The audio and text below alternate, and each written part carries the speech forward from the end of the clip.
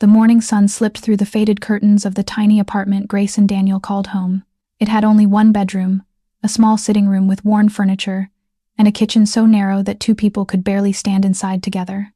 But to Grace, it was still a palace, because every corner held proof that love could survive even when money was running out. The chipped dining table by the window was where they shared simple meals of rice and beans, laughing like people who still believed tomorrow could be kinder. The old couch was where they sat every evening, planning a future they could not yet afford. On the balcony, a cracked flower pot held a struggling rose plant that Daniel always said would bloom one day, just like their lives. Grace smiled as she watched her husband button his only navy blue office shirt. The collar had faded, and one sleeve had been stitched twice, but Daniel wore it with quiet pride. "You ironed it again?" he asked, noticing how crisp it looked. Grace nodded. "You have an interview today. My husband has to look handsome." Daniel laughed softly. "You always say that, because it's true." He walked over and kissed her forehead. "I don't know what I would do without you." Grace wrapped her arms around him. "You'll never have to find out." But when Daniel picked up his worn leather folder filled with certificates, the heaviness returned to his eyes. For almost 3 years, he had searched for stable work. He had graduated with excellent grades in engineering, but every door seemed to close before he could step through it. That morning, Grace believed this interview would finally change their lives. She had no idea it would lead Daniel into a secret that would test their marriage, expose painful truths, and prove whether love built in poverty could survive when money, power, and temptation entered the room. Whenever companies advertised vacancies, thousands of applicants showed up. Sometimes he reached the final interview only to lose the position because someone else had connections. Other times, the salary offered was barely enough to pay transportation costs. Still, he never stopped trying. "I'll call you after the interview," Daniel said. "I'll be waiting." As he stepped outside, Grace remained standing at the doorway until he disappeared around the corner. Only then did her smile fade. She quietly whispered a prayer. "Lord, please don't let him come home disappointed again." By noon, Grace was busy at her sewing machine. She worked from home making and repairing clothes for people in the neighborhood. The machine was old and noisy, inherited from her late mother, but it had become the family's primary source of income. The room echoed with the rhythmic sound of the needle moving through fabric. She had just finished adjusting a school uniform when her phone rang. "Daniel," she answered immediately. "Hello." His voice sounded unusually calm. "The interview went well." Grace smiled. "I knew it." But her smile disappeared. "They chose someone else." She closed her eyes. "I'm sorry." Daniel laughed bitterly. "It's becoming normal now." "Don't say that." "I'm tired, Grace." "You'll find something." "I've been saying that for years." There was silence between them. Finally, Grace spoke gently. "Come home."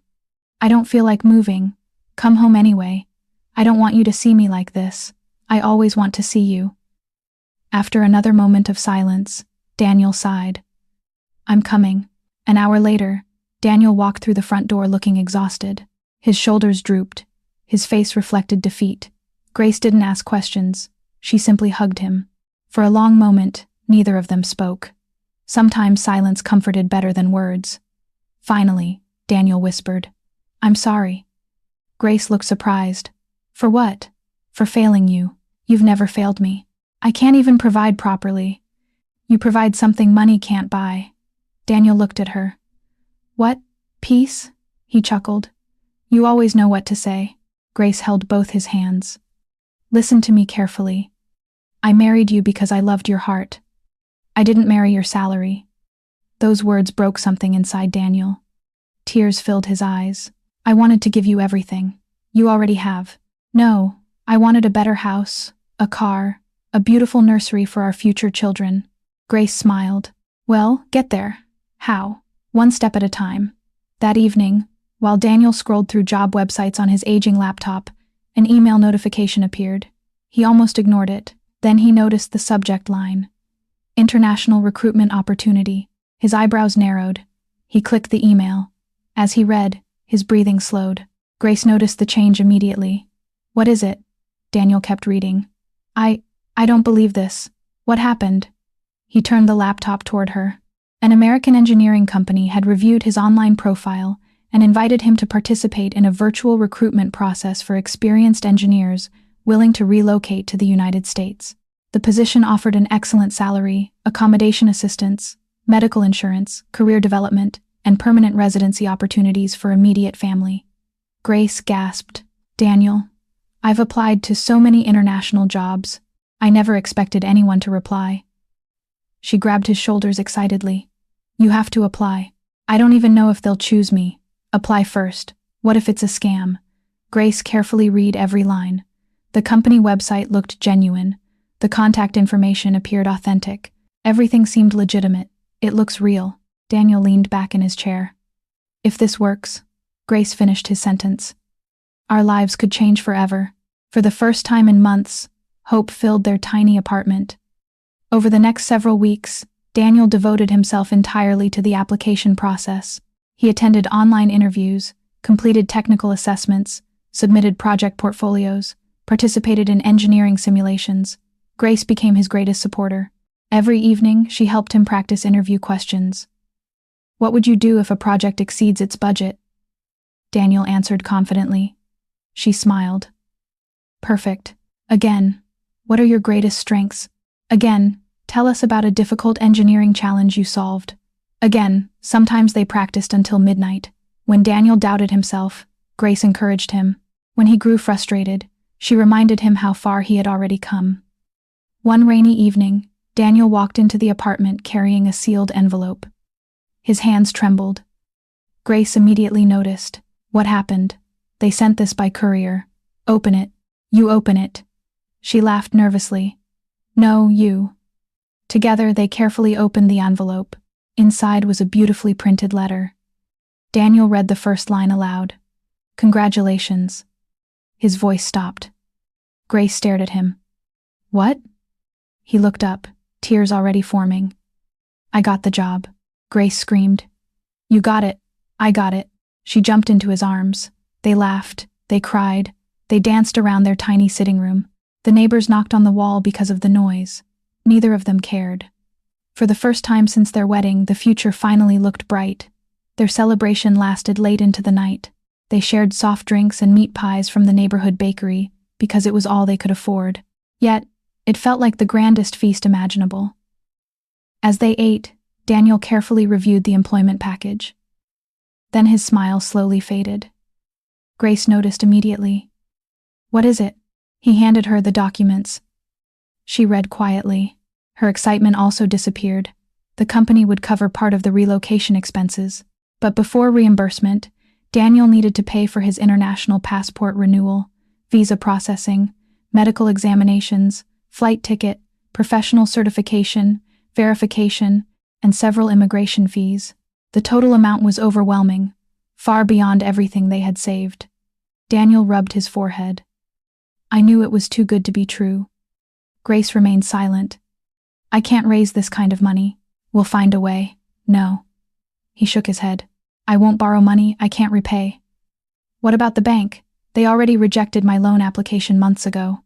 Grace reached for his hand. "We'll figure something out." Daniel forced a smile.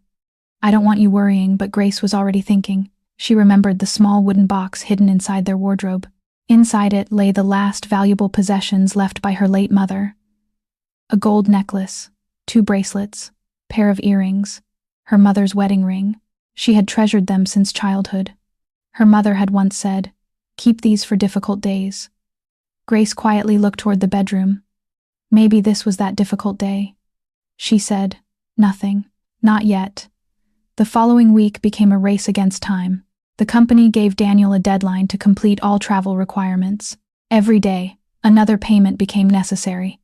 Medical tests, document authentication, visa fees. Daniel became increasingly discouraged. One evening, Grace found him sitting alone in darkness. The lights were off. The laptop remained closed. "You didn't eat. I'm not hungry." She sat beside him. "You've given up. I don't have the money." Grace reached into her handbag. She gently placed a small velvet pouch into his hands. Daniel frowned. "What's this? Open it." Inside were her mother's jewelry pieces. Daniel immediately looked up. "No, I can't. You have to, Grace." She smiled softly. "My mother always told me these should build my future. They're all I have left of her. They're precious. So are you." Daniel shook his head. I won't sell them. Grace gently closed his fingers around the pouch. We're not selling memories. We're investing in our future. His eyes overflowed with tears. I don't deserve you. Grace smiled through her own tears. Then spend the rest of your life proving me wrong. Daniel pulled her into a tight embrace. I promise you I'll make every sacrifice worth it. Grace rested her head on his shoulder. Neither of them knew that the greatest sacrifice had not yet come, nor did they know that within days, another life-changing surprise awaited them, one that would fill their hearts with even greater joy and make Daniel's journey away from home far more difficult than either of them could imagine. 3 weeks later, the apartment that had once echoed with laughter was filled with half-packed boxes and quiet tears. Daniel's flight to the United States was only 2 days away. The money Grace received from selling her late mother's jewelry had covered most of the travel expenses. To complete the remaining payments, she had quietly borrowed small amounts from 3 close friends and promised to repay them little by little. Daniel had no idea. As far as he knew, the jewelry had been enough. Grace wanted him to leave without carrying the burden of guilt. She believed that once he settled into his new job, everything would become easier. They would pay back every debt. They would buy another home. And perhaps someday Daniel would buy her jewelry even more beautiful than the pieces she had sacrificed. Not because she wanted expensive things, but because it would remind them how far they had come. That evening, the couple sat together on the small balcony, watching the sun disappear behind the buildings. Daniel broke the silence. I still don't feel right leaving you behind. Grace leaned her head against his shoulder. You aren't leaving me. I'm going ahead. He smiled. You always know how to make bad situations sound better because that's exactly what's happening. I'll work hard. I know. I'll save every dollar. I know. I'll come back for you as soon as I can. Grace looked up at him. I know. Daniel sighed deeply. If only I could take you with me immediately. She squeezed his hand. God's timing is always perfect. He kissed her forehead. I'll miss you every single day. I'll miss you too.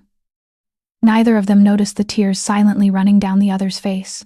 The following morning, Grace woke up feeling strangely nauseated. She rushed to the bathroom. By the time she returned, Daniel was already waiting outside the door. You've been sick twice this week. I'm probably just tired. You hardly ever get sick. Grace tried to smile. It's nothing. Daniel studied her face. You've also been sleeping earlier than usual, and you've been craving oranges. She laughed nervously. So now you're a doctor. No, but I know my wife. Grace looked away. The thought had crossed her mind several times. Her monthly cycle was late. She had ignored it because life had become so hectic. But now, perhaps, Daniel reached into his wallet. Let's go to the pharmacy. There are more important things to spend money on. He shook his head firmly. Nothing is more important than your health. An hour later, they returned home carrying a small paper bag. Grace stared at the pregnancy test resting on the table. Her hands trembled. Daniel sat beside her. Whatever the result is, we'll face it together. She smiled weakly. After a few minutes, she disappeared into the bathroom. Daniel paced around the sitting room anxiously. The silence felt endless. Finally, the bathroom door opened. Grace stepped out slowly. She held the test in shaking hands. Daniel searched her face. Neither of them spoke. Then Grace whispered, I. Her voice cracked. She burst into tears. Daniel immediately became frightened. What happened? She placed the pregnancy test into his hands. He looked down. 2 bright lines. Positive. For several seconds, Daniel simply stared. His mind refused to process what he was seeing. Grace wiped away her tears. I think we're going to be parents. Daniel looked at her again, then back at the test, then back at Grace. A huge smile spread across his face. He laughed. Actually laughed. The kind of laugh that came from the deepest part of the heart. He picked Grace up and spun her around the tiny sitting room.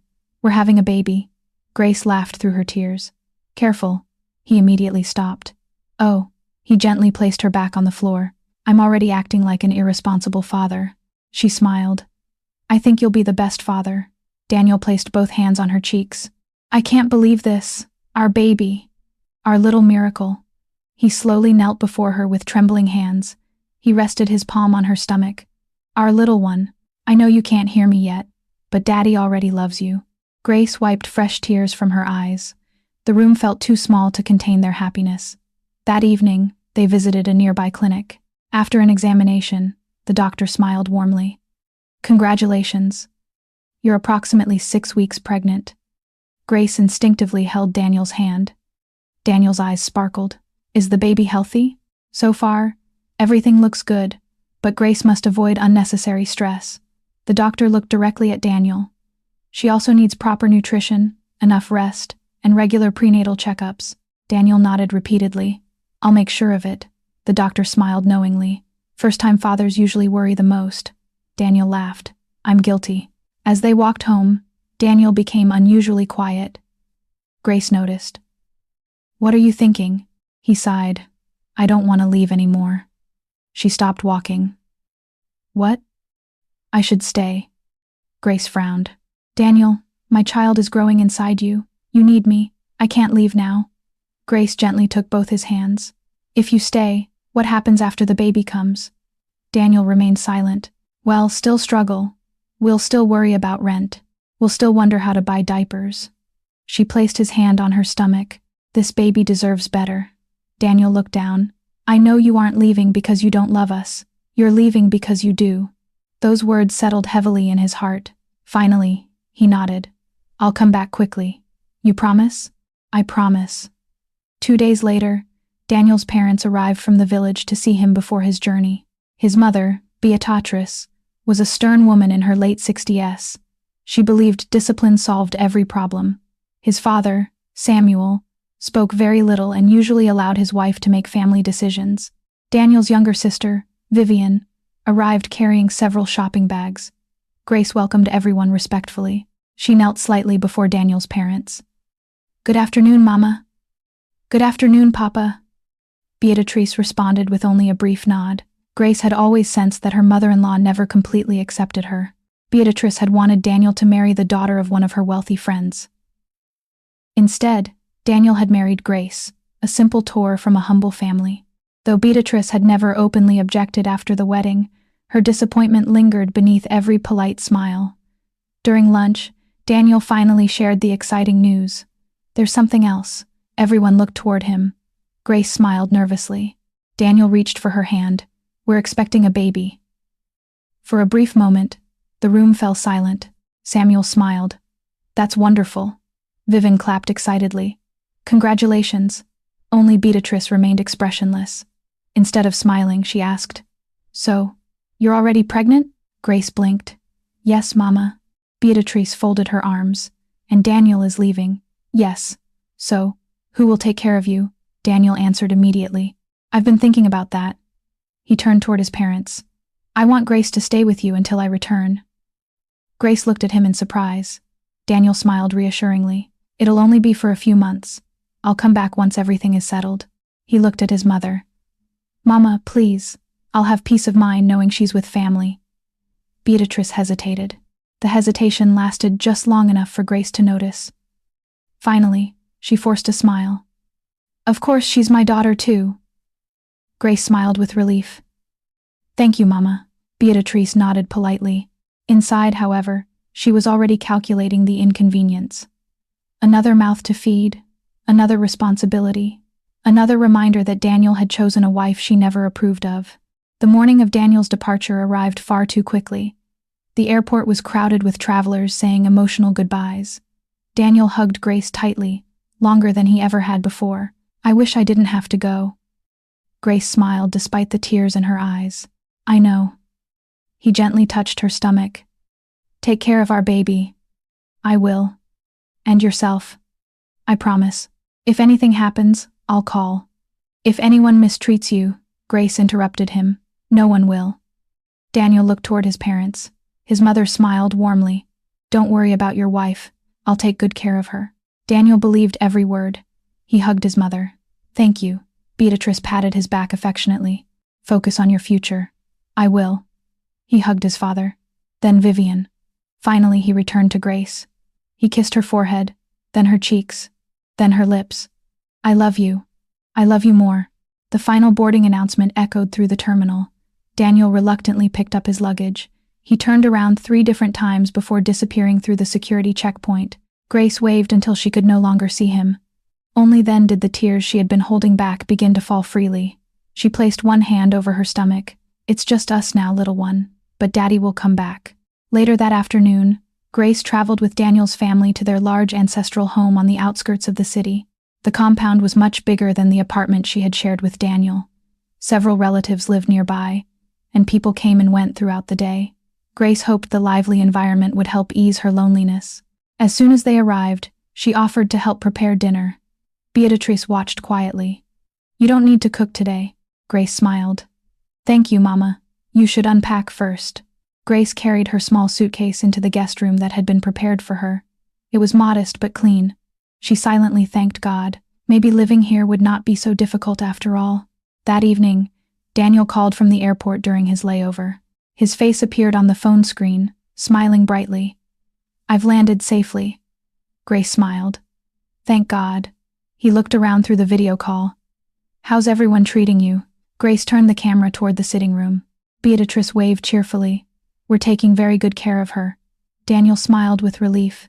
"I knew I could trust you, Mama." Grace glanced at her mother-in-law and smiled. "Everything is fine." Daniel looked lovingly at his wife. "I'll call again after I reach America. We'll be waiting." When the call ended, Grace breathed a sigh of relief. She truly believed the hardest part of their journey was over. She could not have been more wrong. As Beatrice watched the phone screen go dark, the pleasant smile slowly disappeared from her face. She looked at Grace with cold, unreadable eyes. Then she spoke in a voice completely different from the one Daniel had just heard. "Tomorrow you will wake up at 5. Grace blinked. 5. There is a lot of work in this house. Without another word, Beatrice turned and walked toward her bedroom. Grace stood frozen in the middle of the sitting room. A strange feeling settled in her chest. For the first time since arriving, she realized that perhaps the warm welcome she had seen through Daniel's eyes had only been an act, and she had no idea that it was only the beginning of a nightmare that would change her life forever. Grace's first morning in her in-laws' house began before the sun rose. She was startled awake by loud knocking on her bedroom door. "Grace." The sharp voice belonged to Beatrice. Grace opened her eyes and glanced at the clock beside the bed. It was exactly 5. Still half asleep, she hurried to open the door. Beatrice stood outside with her arms folded across her chest. "I told you to wake up at 5. "I'm sorry, Mama. I was just about to get up. You should have been awake before I knocked." Grace lowered her eyes respectfully. "Yes, Mama. There are buckets in the backyard. Fetch water before everyone wakes up." Grace looked outside. The sky was still dark. "Now," Beatrice frowned. "Did you hear me?" "Yes, Mama." Grace quickly wrapped a scarf around her hair and walked toward the backyard. The compound depended on a community borehole several streets away because the overhead tank had stopped working weeks earlier. She lifted 2 empty buckets and began the long walk. The cool morning air helped calm her racing thoughts. She gently placed one hand over her stomach. "We're going to be okay," she whispered to the tiny life growing inside her. "You and I just have to be strong." By the time Grace returned with the heavy buckets, sweat covered her face. Her back ached. She carefully set the buckets down before taking a deep breath. Before she could rest, Beatrice called again. "The kitchen." Grace hurried inside. Breakfast had to be prepared before 6:30. She washed vegetables, boiled water, fried eggs, toasted bread, and made tea for the entire household. As soon as breakfast ended, there were dishes to wash, then clothes, then sweeping, then cleaning the sitting room, then washing the veranda, then preparing lunch. The work never seemed to end. By evening, Grace could barely feel her legs. Vivian walked into the kitchen carrying a plate. "You missed a spot on the dining table." Grace looked up. "I'm sorry." "You should clean it again." Grace nodded. "I will." Vivian placed the plate in the sink without another word. No thank you, no smile, nothing. Days turned into weeks. The routine remained the same. Wake up before dawn, fetch water, cook, clean, wash, sweep, iron clothes, prepare meals, serve everyone clean again. The only moments Grace truly looked forward to were Daniel's phone calls. Every evening around 8, her phone would ring. Daniel's smiling face appeared on the screen from his apartment in America. "How are my favorite people?" he would ask, placing his hand over his heart. Grace smiled every time. "We're fine." "And our little champion?" She laughed. "The baby is doing well." Daniel grinned. "I already know it's a boy." Grace teased him. "What if it's a girl? I'll love her just as much." He laughed. but somehow I feel it's a boy. Daniel always asked the same question before ending the call. Is everyone treating you well? Grace glanced around before answering. Yes, we're all fine. Beatrice usually made sure she was sitting nearby whenever Daniel called. She smiled sweetly whenever Daniel looked in her direction. We're taking very good care of her, she would say. Daniel never suspected anything. Why would he? The people he trusted most appeared loving and caring. Grace couldn't bring herself to tell him otherwise. He had only just started his new job. He often worked 1-2-hour shifts, learning unfamiliar systems and trying to prove himself. She refused to become another burden. If I tell him now, she often thought he'll worry every day. So she remained silent. One afternoon, Grace visited the clinic for her prenatal checkup. The doctor examined her carefully. Your blood pressure is slightly low. Grace smiled weakly. I've been a little tired. The doctor looked directly at her. Are you resting enough? Grace hesitated. Not really. You need to. The pregnancy is still in its early stages. Too much physical stress isn't good. I understand. You also need proper meals. Grace nodded. I'll try. The doctor wrote a prescription for vitamins. And please avoid carrying heavy loads. Grace forced another smile. I will. But even as she said the words, she knew it would be impossible. When she returned home carrying the small paper bag of medication, Beatrice frowned.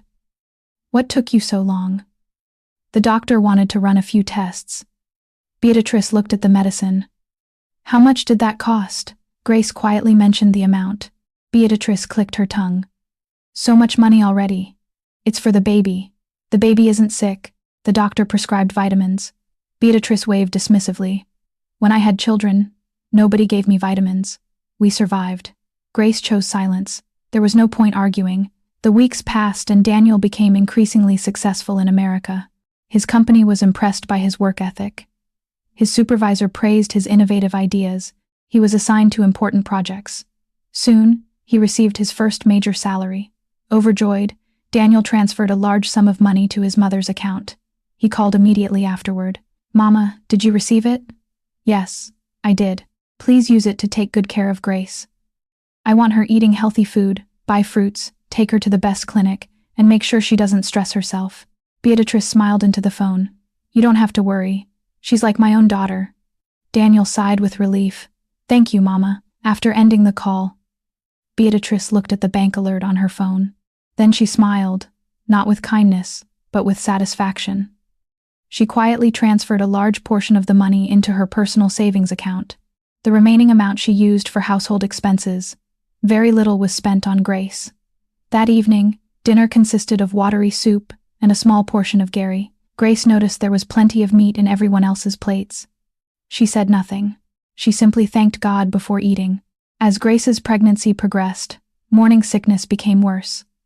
Some days she struggled to stand. One particular morning, while scrubbing the bathroom floor, a wave of dizziness suddenly hit her. The room spun around her. She tried to steady herself. Instead, she collapsed onto the wet tiles. The sound attracted Vivian. She looked down at Grace lying on the floor. What happened?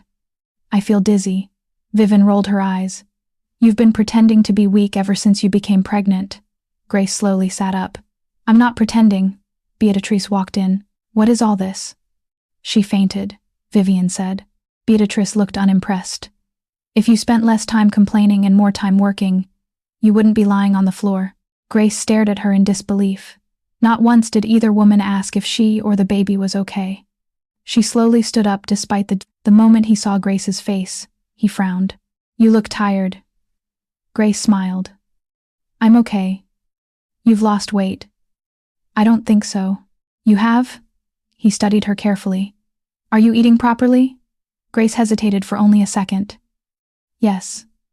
Beatrice quickly entered the sitting room carrying a bowl of fruit. Grace, I brought oranges for you. She placed them beside Grace with a warm smile. Daniel smiled. Thank you, Mama. I knew you'd take care of her. Beatrice laughed softly. Of course. After the call ended, she immediately picked up the bowl again. These are for your father-in-law. Grace watched silently as she walked away. Not a single orange had been meant for her. A few days later, Beatrice invited several women from the neighborhood for an afternoon gathering. Grace spent the entire morning cooking. She prepared jell of rice, fried chicken, pepper soup, salads, and desserts. By the time the guests arrived, her feet were swollen. As the women admired the food, one of them smiled. "Your daughter-in-law is hardworking." Beatrice laughed loudly. "If I don't make her work, she'll become lazy." Another woman asked, "How many months pregnant is she?" "Almost 3. She should be resting." Beatrice shrugged. "Pregnancy isn't sickness." The women nodded politely. Grace continued serving drinks. No one noticed the pain hidden behind her smile. One Saturday afternoon, Sarah unexpectedly visited. Grace hadn't seen her childhood friend in months. The moment Sarah entered the compound, she gasped, "Grace." She barely recognized her. Grace had become thinner. Her cheeks looked sunken. Dark circles surrounded her eyes. "What happened to you?" Grace forced a smile. "I'm fine." Sarah wasn't convinced. "You don't look fine. I'm just tired." Sarah quietly observed the compound. Grace was hanging heavy clothes on the line while everyone else sat comfortably on the veranda chatting. Even Beatrice was giving instructions instead of helping. Something wasn't right. Before Sarah left, she secretly pulled Grace aside. "Tell me the truth." Grace looked toward the house. "I can't." "You can." "I don't want Daniel to worry." Sarah sighed. "Grace, if things get worse, my door is always open." Grace hugged her tightly. "Thank you." She hoped she would never need that offer. The very next week, disaster struck.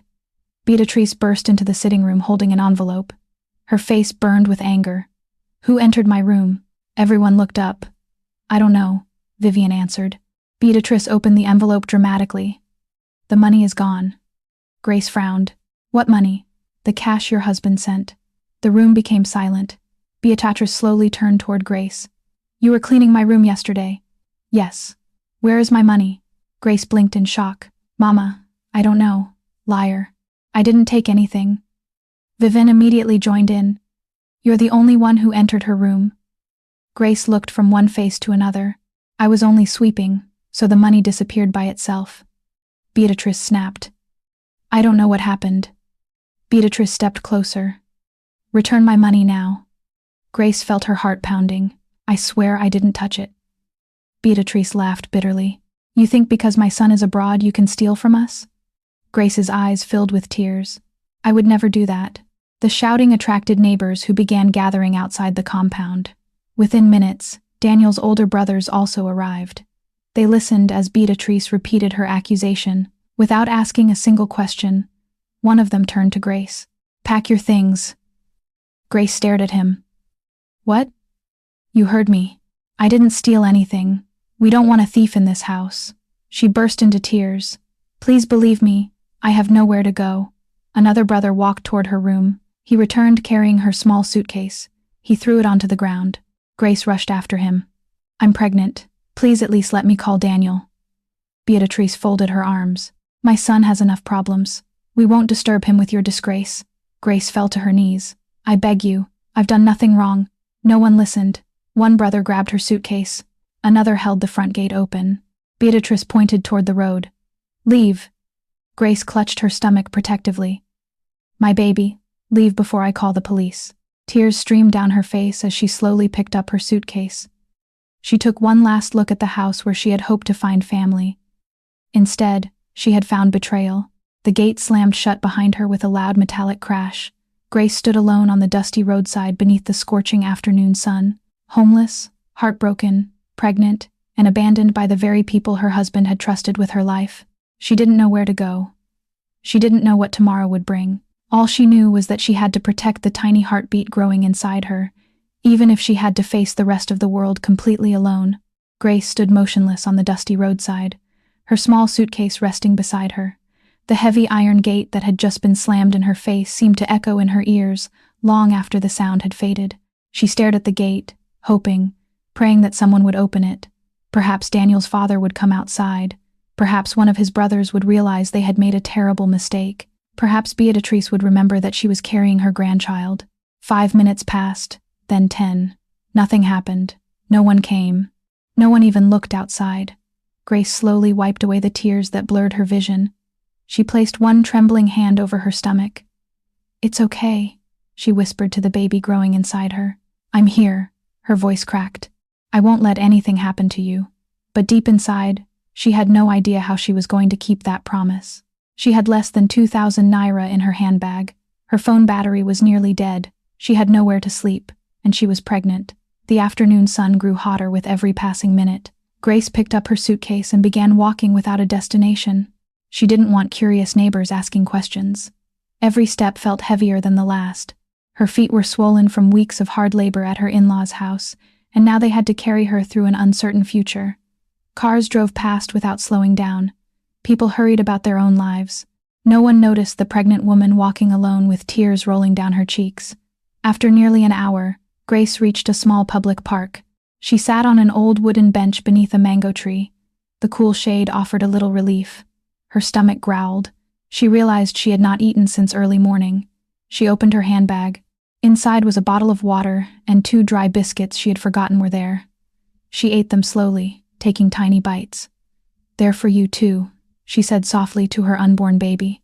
"I wish I could give you something better." The words made fresh tears spill onto her cheeks. Her phone vibrated. For one hopeful second, she thought it might be Daniel.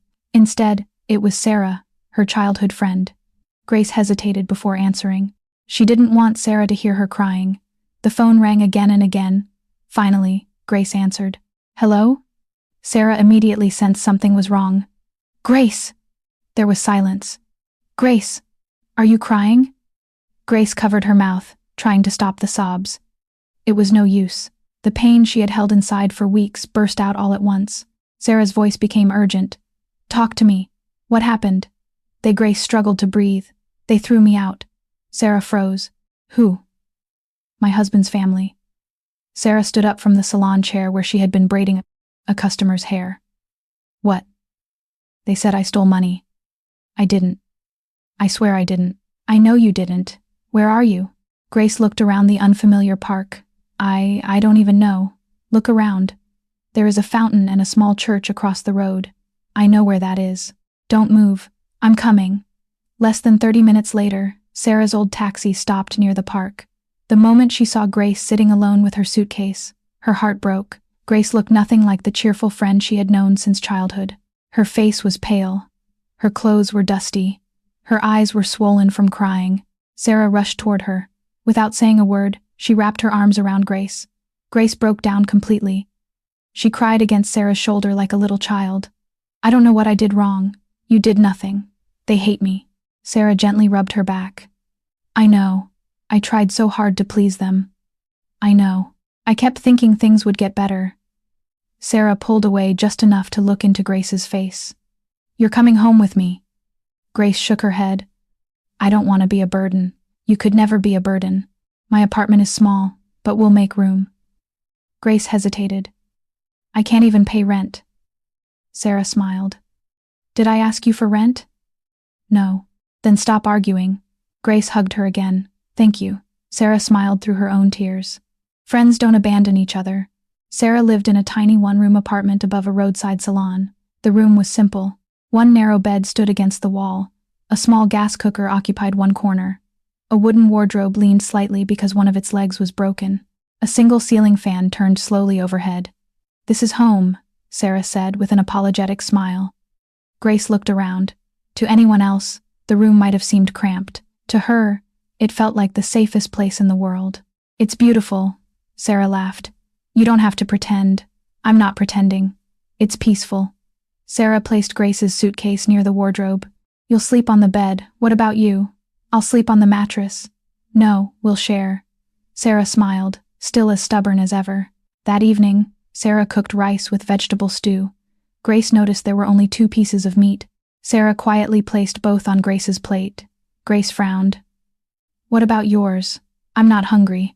Grace immediately divided 1 piece onto Sarah's plate. "Neither of us is eating alone." Sarah smiled. "I've missed you. I've missed you too." For the first time in weeks, Grace laughed. It wasn't a long laugh, but it was enough to remind her that hope still existed. The following morning, Grace woke up determined not to depend entirely on Sarah. After breakfast, she sat beside her friend. "I need work." Sarah looked at her. "You're pregnant. I know. You should rest. I also need to eat." Sarah sighed. You have a point. She thought for a moment. The restaurant across the street sometimes needs people to wash dishes. Grace nodded immediately. I'll go. They don't pay much. Anything helps. They're also strict. I've survived worse. Sarah wished those words weren't true. Grace got the job that same afternoon. The restaurant owner, a middle-aged woman named Madame Rose, looked her over carefully. You're pregnant. Yes. Can you work? I can. The work isn't easy. I'll do my best. Madame Rose nodded. I'll pay you daily. The money isn't much. Grace smiled gratefully. Thank you. Her duties began immediately. She washed plates, cleaned tables, swept the floor, mopped the kitchen, disposed of garbage. Sometimes she stood for hours without sitting. By closing time, every part of her body ached. Madame Rose handed her the day's wages. Grace stared at the money in disbelief. It wasn't much, but it was the first money she had earned since leaving Daniel's family. She held it tightly. I earned this honestly. That night, she bought fruits before returning home. Sarah smiled when she saw them. You didn't have to. I wanted to, and these are for the baby. Life settled into a difficult routine. Every morning, Grace worked at the restaurant. Some afternoons, she helped Sarah braid customers' hair. In the evenings, she returned to the restaurant for the dinner rush. On weekends, she accepted extra work washing clothes for families in nearby neighborhoods. Whenever someone needed a cleaner, she volunteered. Whenever someone wanted clothes ironed, she accepted. She never complained. She simply kept working. Each night before falling asleep, she carefully counted every naira she had earned. Some went toward food, some toward transportation, some toward prenatal vitamins. She saved whatever little remained. One evening, Sarah noticed Grace placing 50 naira into a small tin container. What are you saving for? Grace smiled. The baby's future. Sarah shook her head in admiration. You've been through so much and you're still thinking about tomorrow. Grace gently rubbed her stomach. I have to. I'm someone's mother now. Meanwhile, thousands of miles away in America, Daniel's life was changing faster than he had ever imagined. His intelligence quickly caught the attention of senior executives. He solved engineering problems that had delayed major projects for months. He developed innovative ideas that saved the company millions of dollars. During one board meeting, the company's chief executive smiled. Daniel, you've exceeded every expectation. We're promoting you. Daniel blinked. So soon. You earned it. Along with the promotion came a significant salary increase, a housing allowance, company shares, and performance bonuses. Daniel could hardly believe it. That evening, he called his mother. Mama, I have good news. What is it? I've been promoted. Beatrice smiled broadly. Congratulations, my son. I want to send more money. Please make sure Grace is comfortable. I don't want her worrying about anything. Don't worry. We're taking excellent care of her. Daniel smiled with relief. Thank you. I'll come home very soon. We'll be waiting. After ending the call, Beatrice quietly laughed to herself. The foolish boy believes everything. She never once mentioned that Grace had already been gone for weeks. Back in Nigeria, Grace's pregnancy became more noticeable. One afternoon, while carrying a bucket of water behind the restaurant, she suddenly stopped. A sharp pain shot through her lower back. She leaned against the wall, breathing heavily. Madame Rose noticed immediately. Grace. She hurried over. Sit down. I'm fine. No. Sit. Grace slowly lowered herself onto a wooden stool. Madame Rose handed her a bottle of water. You need to be careful. I know. You're working too hard. Grace smiled weakly. If I don't work, my baby won't eat. Madame Rose looked at the young woman with compassion. You remind me of myself. My husband died when I was expecting our second child. Grace looked surprised. I had to work through my pregnancy too. She placed a gentle hand on Grace's shoulder. But listen to me. No amount of money is worth losing your child. Grace nodded. I understand. From that day on, Madame Rose quietly reduced Grace's workload whenever she could. Sometimes she even packed leftover food for her to take home. Grace never forgot such kindness. Every night before sleeping, Grace took out the framed wedding photograph she had managed to save before leaving her in-laws' house. She gently wiped away the dust. In the picture, Daniel smiled at her with eyes full of love. She traced his face with her fingers. I miss you. Tears rolled down her cheeks. I wish you knew the truth. She imagined him working hard in America. She imagined him dreaming about bringing his wife and baby to join him. If only he knew where they really were. She wanted to call him countless times, to tell him everything, to cry in his arms, but each time she reached for her phone, she stopped herself. What if he leaves his job? What if he comes back before securing our future? I can't destroy everything we sacrificed for, so she stayed silent. She chose suffering over becoming a distraction. Little did Grace know that her silence was creating the perfect opportunity for lies to grow. The distance between husband and wife was no longer measured in thousands of miles. It was being filled with deception, manipulation, and betrayal, and soon those lies would convince Daniel that the woman he loved had abandoned him forever. 5 months passed faster than Daniel had imagined. When he first arrived in the United States, every day had felt like a battle. There were new systems to learn, unfamiliar accents to understand, endless meetings, and the pressure of proving that the company had made the right decision by hiring a young engineer from Nigeria. Now, those difficult days seemed far behind him. His hard work had earned him the respect of everyone around him. The promotion he had received after only a few months had shocked even his supervisors. His investment in the company's stock had grown rapidly, and a generous performance bonus had allowed him to invest in a small technology startup that unexpectedly became successful. Newspapers began referring to him as one of the fastest-rising young entrepreneurs in the engineering and technology industry. Daniel hardly paid attention to the headlines. His thoughts were always somewhere else, home. Every morning before leaving for work, he looked at the framed wedding photograph on his bedside table. Grace's smiling face greeted him every day. He would gently touch the frame. Just a little longer, he would whisper. "I'm coming for you." He had already begun making plans. He had rented a beautiful 3-bedroom house in a quiet neighborhood. One room had already been painted in soft cream colors. Although he did not yet know whether the baby was a boy or a girl, he had started decorating a nursery. A small white crib stood near the window. Tiny stuffed animals sat neatly on a shelf. There was even a rocking chair where he imagined Grace feeding their baby while he read bedtime stories. His colleagues laughed whenever they walked past the nursery. "You haven't even met the baby yet," one of them joked. Daniel smiled proudly. "I'm making up for lost time." He refused to let Grace or their child lack anything. Every sacrifice, every late night at work, every hour of overtime had one purpose: his family. 2 weeks before his planned trip home, Daniel entered one of the largest shopping malls in the city. He carried a list inside his pocket. Grace's gifts came first. He bought elegant maternity dresses made from soft fabric, comfortable shoes recommended for pregnant women, a delicate gold necklace with a tiny heart-shaped pendant, a bracelet engraved with the words "Forever Together." He imagined fastening it around Grace's wrist himself. Then he moved to the baby section. For nearly an hour, he wandered through rows of tiny clothes. He laughed to himself while holding up miniature socks no bigger than his palm. "Can babies really be this small?" he asked a saleswoman. She smiled. "They grow faster than you expect." Daniel purchased baby blankets, bottles, diapers, blankets decorated with little stars, toys, and even a teddy bear almost as large as the shopping cart. Finally, he visited a jewelry store. He stared at a sparkling diamond wedding band. The sales assistant approached him. "Looking for something special?" Daniel smiled. "My wife sold her mother's jewelry to help me come here." The woman listened quietly. "I promised myself that one day I'd replace every piece she lost." He pointed at the ring. "I'll start with this." As the ring was carefully packaged, Daniel felt an overwhelming excitement. Soon he would see Grace again. Soon he would hold her. Soon he would finally place his hand on her growing belly instead of talking to their baby through a phone screen.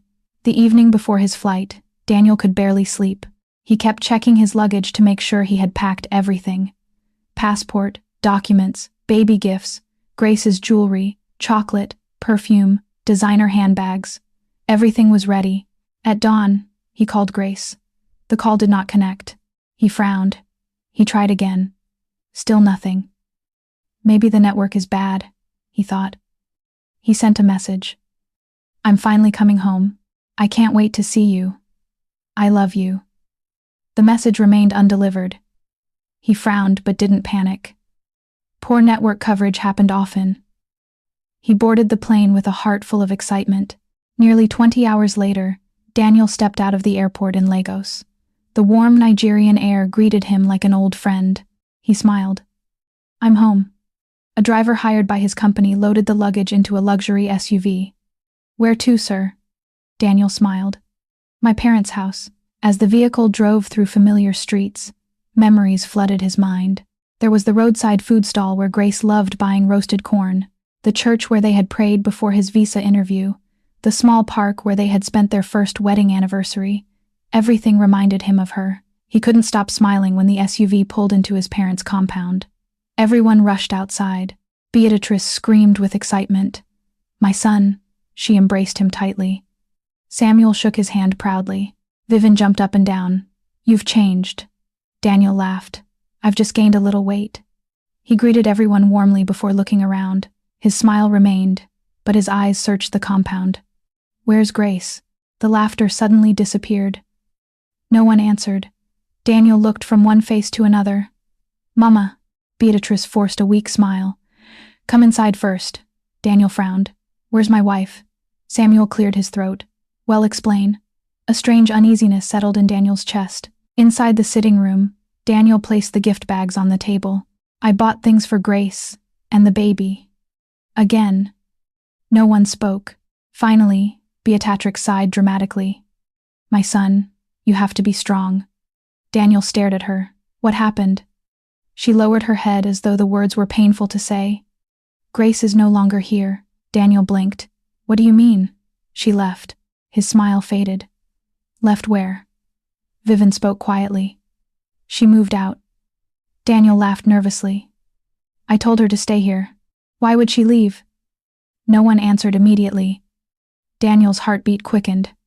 "Mama, what happened?" Beatrice slowly looked into his eyes. "She met another man." Daniel froze. "What?" She said she couldn't continue waiting. His face went completely blank. "No." Samuel sighed deeply. "We tried to stop her. She refused." Daniel shook his head repeatedly. "No, that's impossible." Vivian quickly joined the story. "She started receiving phone calls from another man. We noticed the changes." Daniel looked at her in disbelief. "What are you saying?" She eventually packed her things and left. Beatrice reached for his hand. "I'm sorry," she even said. She paused deliberately. "What?" "She said she deserved a better life." Daniel pulled his hand away. "No, my Grace would never say that." Beatrice wiped imaginary tears from her eyes. "We didn't want to tell you while you were working. You were building your future. We didn't want to distract you." Daniel stood up. "I don't believe this." "You don't have to." Samuel spoke quietly. "But it's the truth." Daniel grabbed his phone. "I'm calling her." He dialed Grace's number. The call failed. He tried again. The phone was switched off again. Switched off. His breathing became uneven. He opened his messages. The last message he had sent before leaving America was still undelivered. His chest tightened. "She wouldn't." Beatrice spoke softly. "She changed her number." Daniel looked at her sharply. "How do you know?" "She told us." He refused to accept it. "No, I'm going to find her." For the next 3 days, Daniel searched everywhere. He visited the apartment where he and Grace had lived after their wedding. The landlord recognized him immediately. "Daniel, you're back." "Yes, I'm looking for Grace." The elderly landlord sighed. "She moved out months ago." "Do you know where she went?" He shook his head. "No." Daniel visited their church. No one had seen her. He checked the tailoring shop where Grace used to work. The owner shrugged. She stopped coming. He visited old neighbors. Some had moved away. Others genuinely knew nothing. Every dead end made his heart heavier.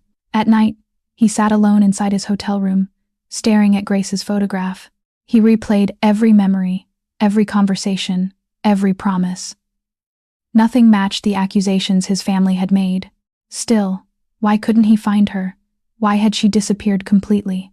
Questions tormented him without answers. Meanwhile, across town, Grace was working another exhausting shift at Madame Rose's restaurant. Her pregnancy was now clearly visible beneath her uniform. She carefully balanced a tray of food as customers filled the dining area. She had no idea that the man she loved had returned to Nigeria. She had no idea he was desperately searching for her. Her phone had stopped working weeks earlier after falling into a bucket of water while she cleaned tables. Replacing it had become impossible. Every naira she earned went toward food, rent, transportation, and prenatal care. Sometimes she wondered whether Daniel had tried calling. Then she pushed the thought away. "He'll come soon," she whispered. "I just have to hold on." On the fourth day, Daniel returned to his parents' house exhausted. His eyes were bloodshot from lack of sleep. His beard had begun to grow. For the first time since arriving, he looked defeated. Beatrice placed a cup of tea before him. "You need to let her go." Daniel stared silently at the cup. "I can't. You must." She made her choice. Daniel slowly shook his head. "My heart says something isn't right." Vivian sighed dramatically. "Brother, some women change. Money changes people." Daniel looked up angrily. "Grace isn't some women." The room fell silent. He stood and walked toward the window. "I know my wife. Then why can't you find her?" Samuel asked quietly. The question hit Daniel like a hammer. Why couldn't he? He had searched everywhere he could think of. There was no trace, no phone, no address, nothing. His confidence slowly began to crumble. Weeks passed. Daniel remained in Nigeria longer than planned. Every day he continued searching. Every day ended in disappointment. Eventually, his company demanded that he return to America. Several important projects required his leadership. With a broken heart, Daniel boarded another flight. As the plane lifted into the clouds, he stared out the window. For the first time in his life, he felt completely helpless. The woman who had believed in him when he had nothing. The woman who had sold her mother's precious jewelry so he could chase his dreams. The woman carrying his first child had vanished without a trace, or so he believed. Back in America, Daniel buried himself in work. His success reached heights he had never imagined. His investments multiplied. Business magazines began calling him a billionaire before his 35th birthday. He purchased companies, expanded into real estate, spoke at international conferences. The world admired the wealthy entrepreneur whose brilliant mind seemed capable of solving any problem. But behind every award, every headline, and every business victory was a lonely man carrying a broken heart. He never removed his wedding ring. He never stopped loving Grace. Yet the lies repeated by his family echoed louder with every passing month. Slowly, painfully, he began convincing himself that perhaps the impossible had happened. Perhaps the woman he loved had truly chosen another life. And when powerful business associates later introduced him to the elegant daughter of a wealthy investor named Vanessa, Daniel would make the most difficult and most heartbreaking decision of his life, believing there was nothing left to hold onto. Nearly a year had passed since Daniel returned to America with more questions than answers. From the outside, his life looked perfect. He was now one of the youngest billionaires in the technology and engineering industry. His companies employed thousands of people across different countries. Business magazines featured him on their covers, calling him the African genius who conquered Silicon Valley. His calendar was always full. Board meetings, investment conferences, international interviews, charity galas, networking dinners, business acquisitions. Success followed him wherever he went. But every night when the meetings ended and the cameras disappeared, Daniel returned to a house that felt painfully empty. The nursery he had prepared months earlier remained untouched. The white crib stood exactly where he had placed it. Tiny baby clothes still hung neatly inside the wardrobe. The rocking chair by the window had never been used. Sometimes Daniel walked into the room, sat quietly in the rocking chair, and imagined what could have been. He pictured Grace humming lullabies while holding their baby. He imagined himself changing diapers, making funny faces to stop the baby from crying, and laughing as tiny feet kicked happily in the air. Instead, the room was silent. He often wondered if his child had even been born, if Grace had truly remarried, had another man held his baby first. The thought shattered him every single time. One rainy evening, Daniel stood before the large window of his penthouse apartment, staring at the lights of the city below. His assistant, Mark, knocked gently on the office door. "Sir." Daniel didn't turn around. "What is it?" "You've candled dinner again." "I'm not hungry," Mark sighed. "You've barely eaten today." "I'm fine." "No, you're not." Daniel finally looked at him. "I appreciate your concern, but I'd rather be alone." Mark hesitated before speaking. "If I may say something." Daniel nodded. "You've spent almost a year looking for someone who doesn't want to be found." Those words stung. Daniel looked away. "I know. You deserve to be happy too." Daniel gave a weak smile. "I used to think I was." Mark quietly left the office. The silence returned. Daniel opened the drawer of his desk.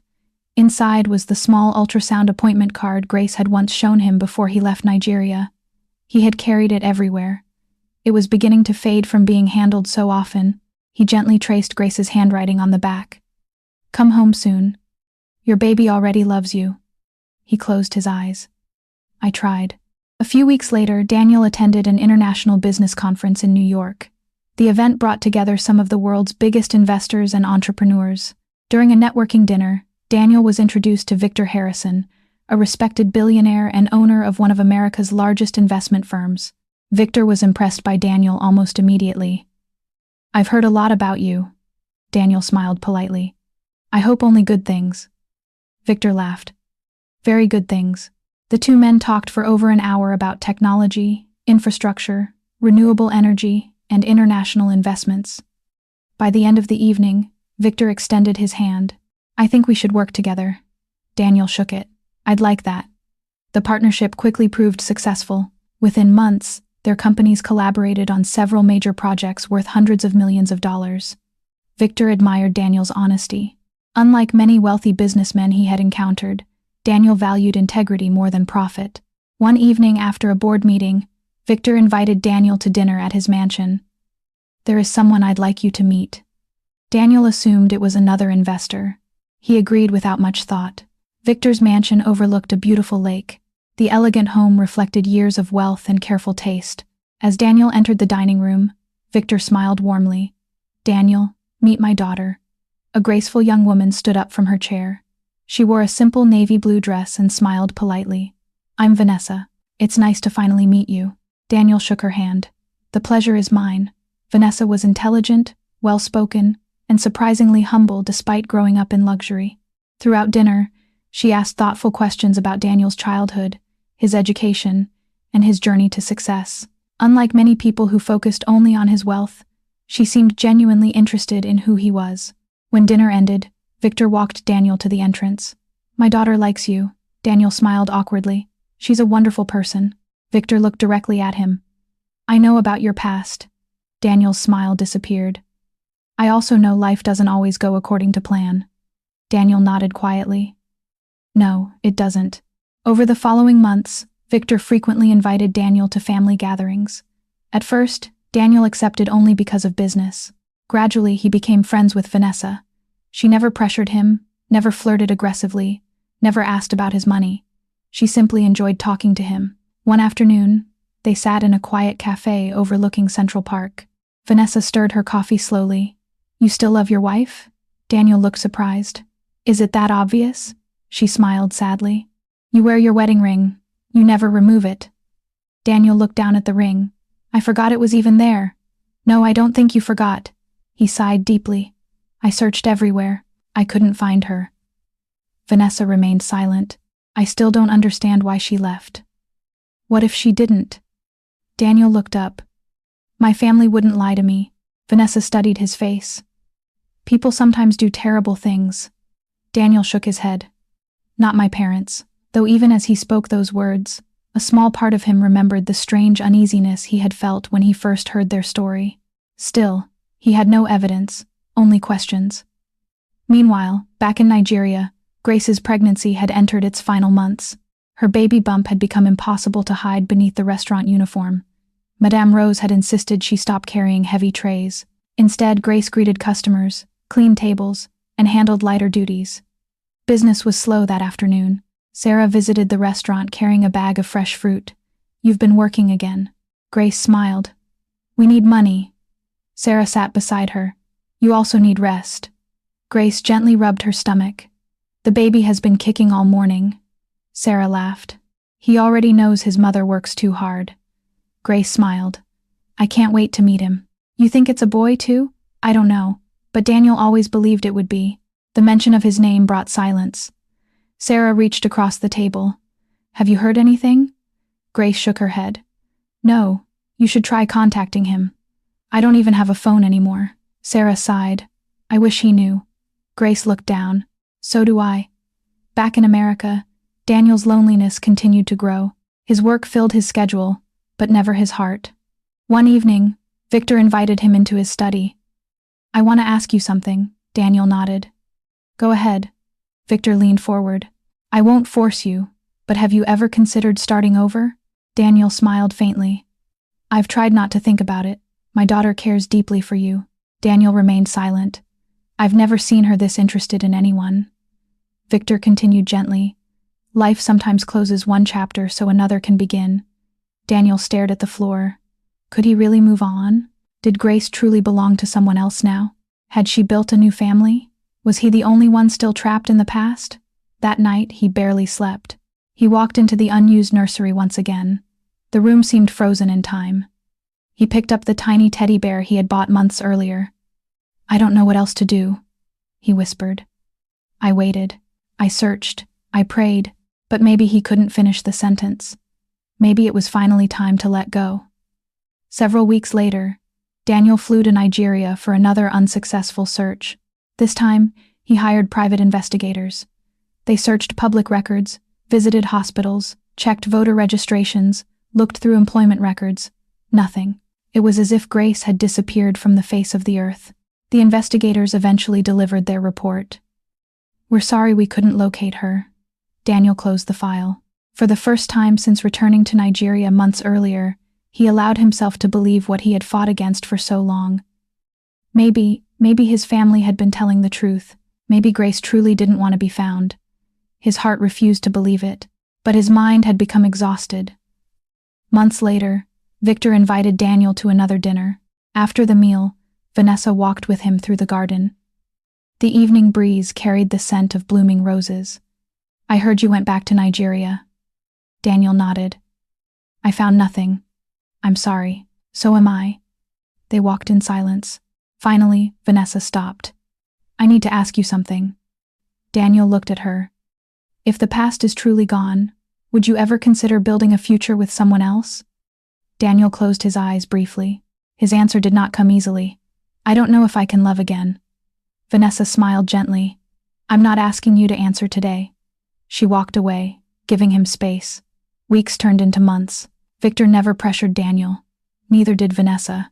Instead, they offered friendship, patience, and understanding. Slowly, Daniel began spending more time with them. He smiled more often. He laughed occasionally.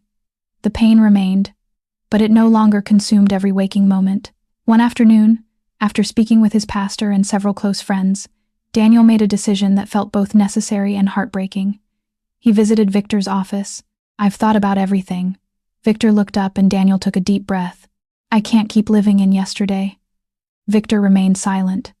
I searched for Grace. I did everything I could. If she truly has another life now, then holding on won't change anything. Victor nodded respectfully. Daniel swallowed hard. If Vanessa is still willing, I'd like to get to know her with the intention of marriage. Victor smiled warmly. I believe you'll make each other very happy. Daniel forced a smile, but inside something still hurt. Months later, after a respectful courtship, Daniel proposed to Vanessa. She accepted with tears of joy. Preparations for one of the year's biggest society weddings immediately began. Luxury hotels were booked. International guests confirmed their attendance. Celebrities, politicians, and business leaders received elegant invitations. The media called it the wedding of the decade. Everyone celebrated the union between two billionaire families. Everyone except Daniel. He smiled for photographs. He attended planning meetings. He chose suits and venues. Yet, every time he looked into the mirror, he saw a man trying to convince himself that he had finally moved on. He had no idea that thousands of miles away in Nigeria, the woman he had never stopped loving was still wearing the wedding ring he had placed on her finger.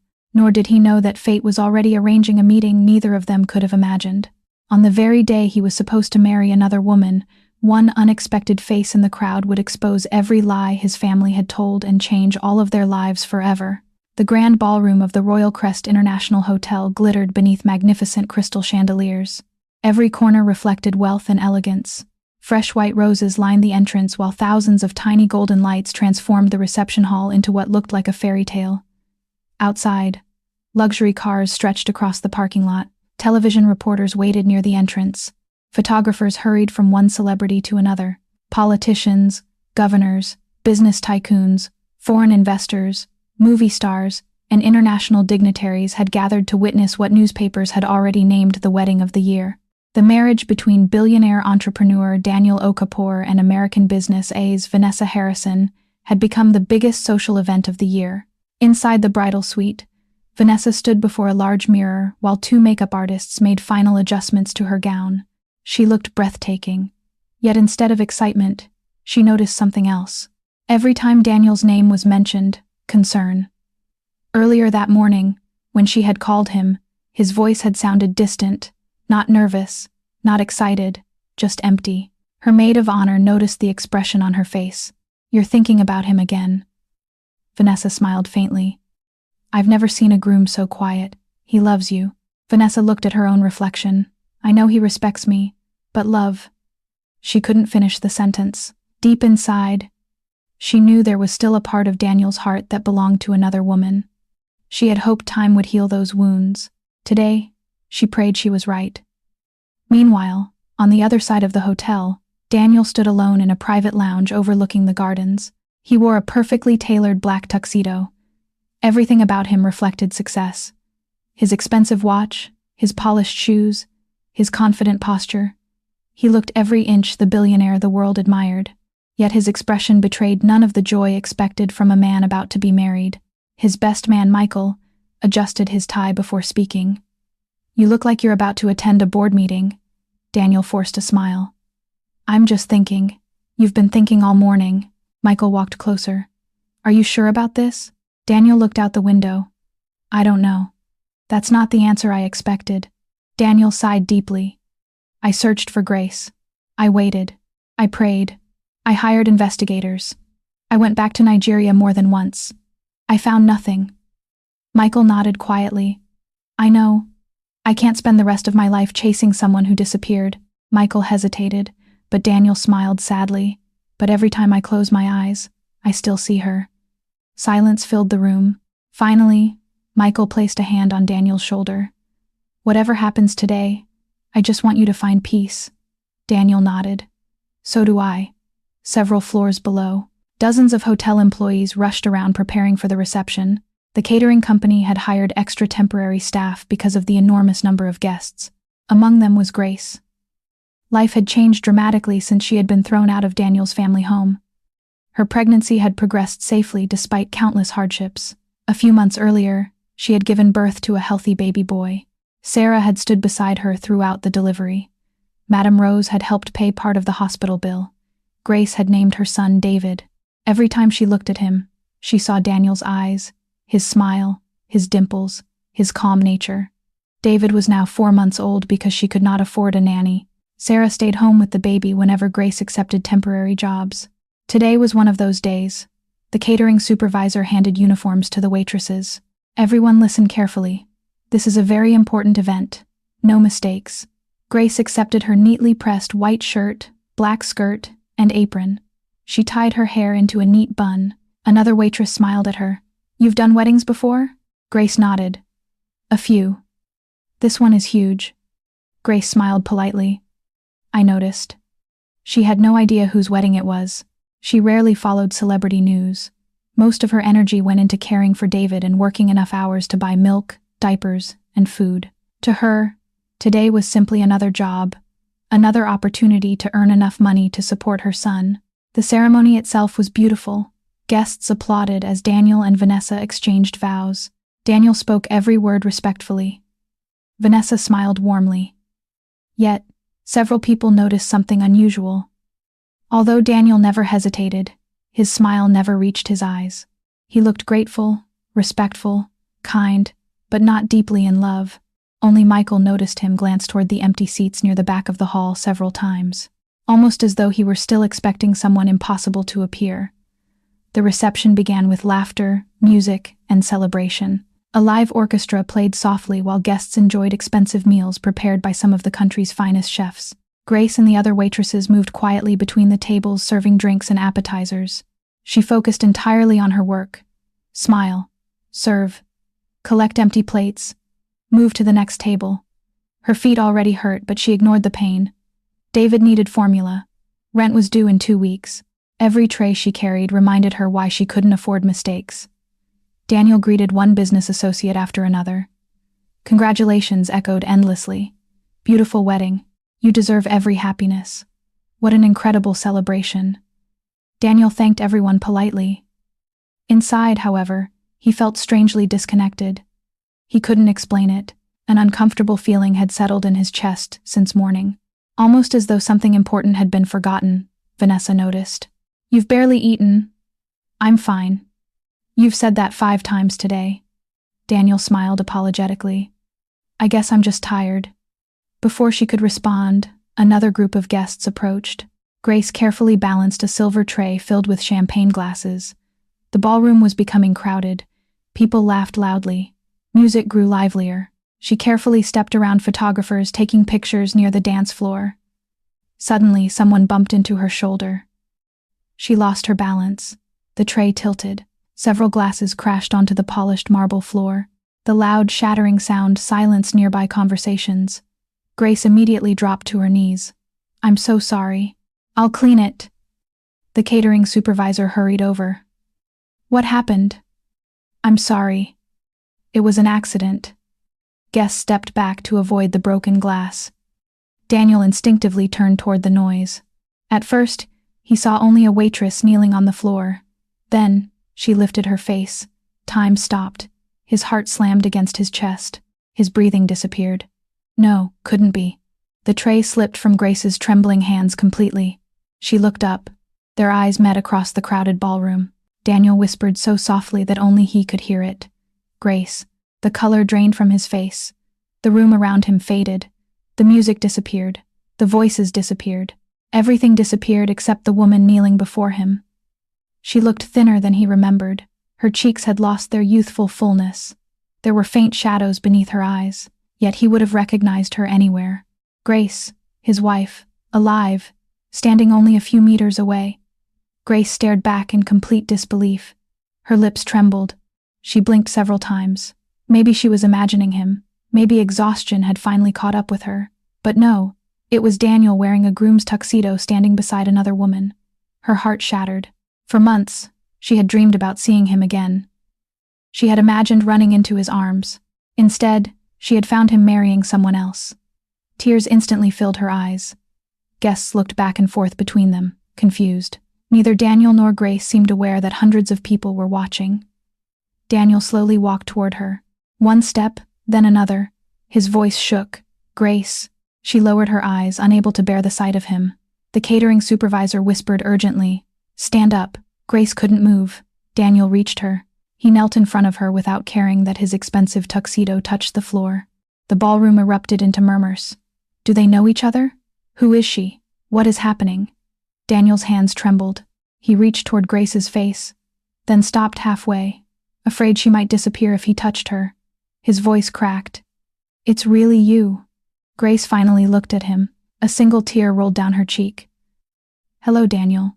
Hearing her call his name after so many months broke something inside him. He swallowed hard. I searched everywhere. She stared silently at him. I thought his voice failed. Grace noticed the wedding ring on his finger. Then she looked at Vanessa standing several steps away. Realization slowly settled over her. You got married? Daniel quickly shook his head. No, the ceremony. He couldn't explain. Not now. Not here. Grace forced herself to stand. I should go. Daniel immediately caught her wrist. No. She gently tried to pull away. Please. I have work. I've already lost you once. I'm not losing you again. Grace looked at him with pain-filled eyes. You already did. Those words struck Daniel harder than any blow. Vanessa slowly walked toward them. The ballroom became so quiet that every footstep echoed. She looked at Grace, then at Daniel. Finally, she asked the question everyone wanted answered. Daniel, who is she? Daniel turned toward Vanessa.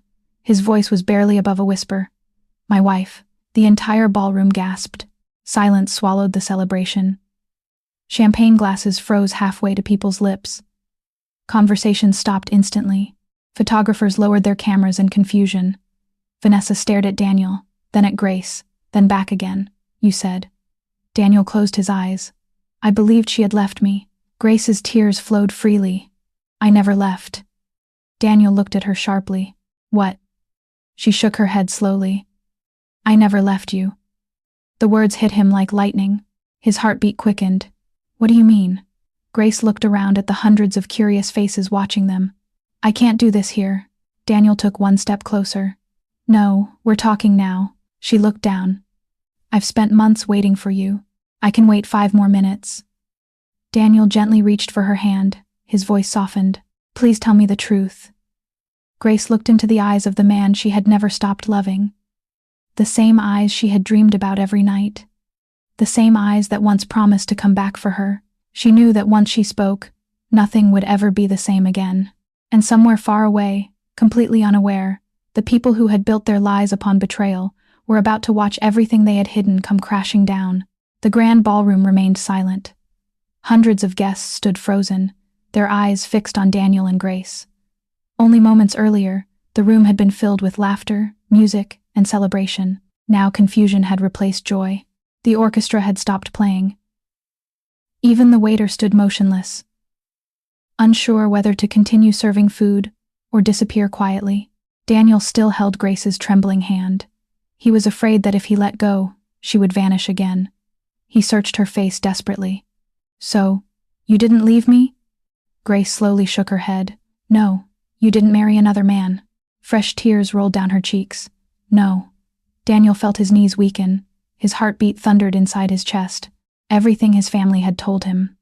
Every painful word, every sleepless night, every moment he had forced himself to believe Grace had abandoned him. Could it all have been a lie? He swallowed hard. Please tell me everything. Grace looked around the crowded ballroom. Every guest was watching. Television cameras were still recording. Business leaders whispered among themselves. This was not the place. Her voice barely rose above a whisper. Not here. Daniel looked toward the hotel manager. I need a private room. Immediately, the manager nodded quickly. Right this way, sir. Daniel turned to Vanessa. His eyes were full of regret. I'm sorry. I have to know the truth. Vanessa looked at Grace, then back at Daniel. She could see the pain in both of their eyes. She nodded gently. Go. I'll handle the guests. Daniel whispered, Thank you. Without another word, he walked beside Grace toward one of the hotel's private conference rooms. Michael quietly followed.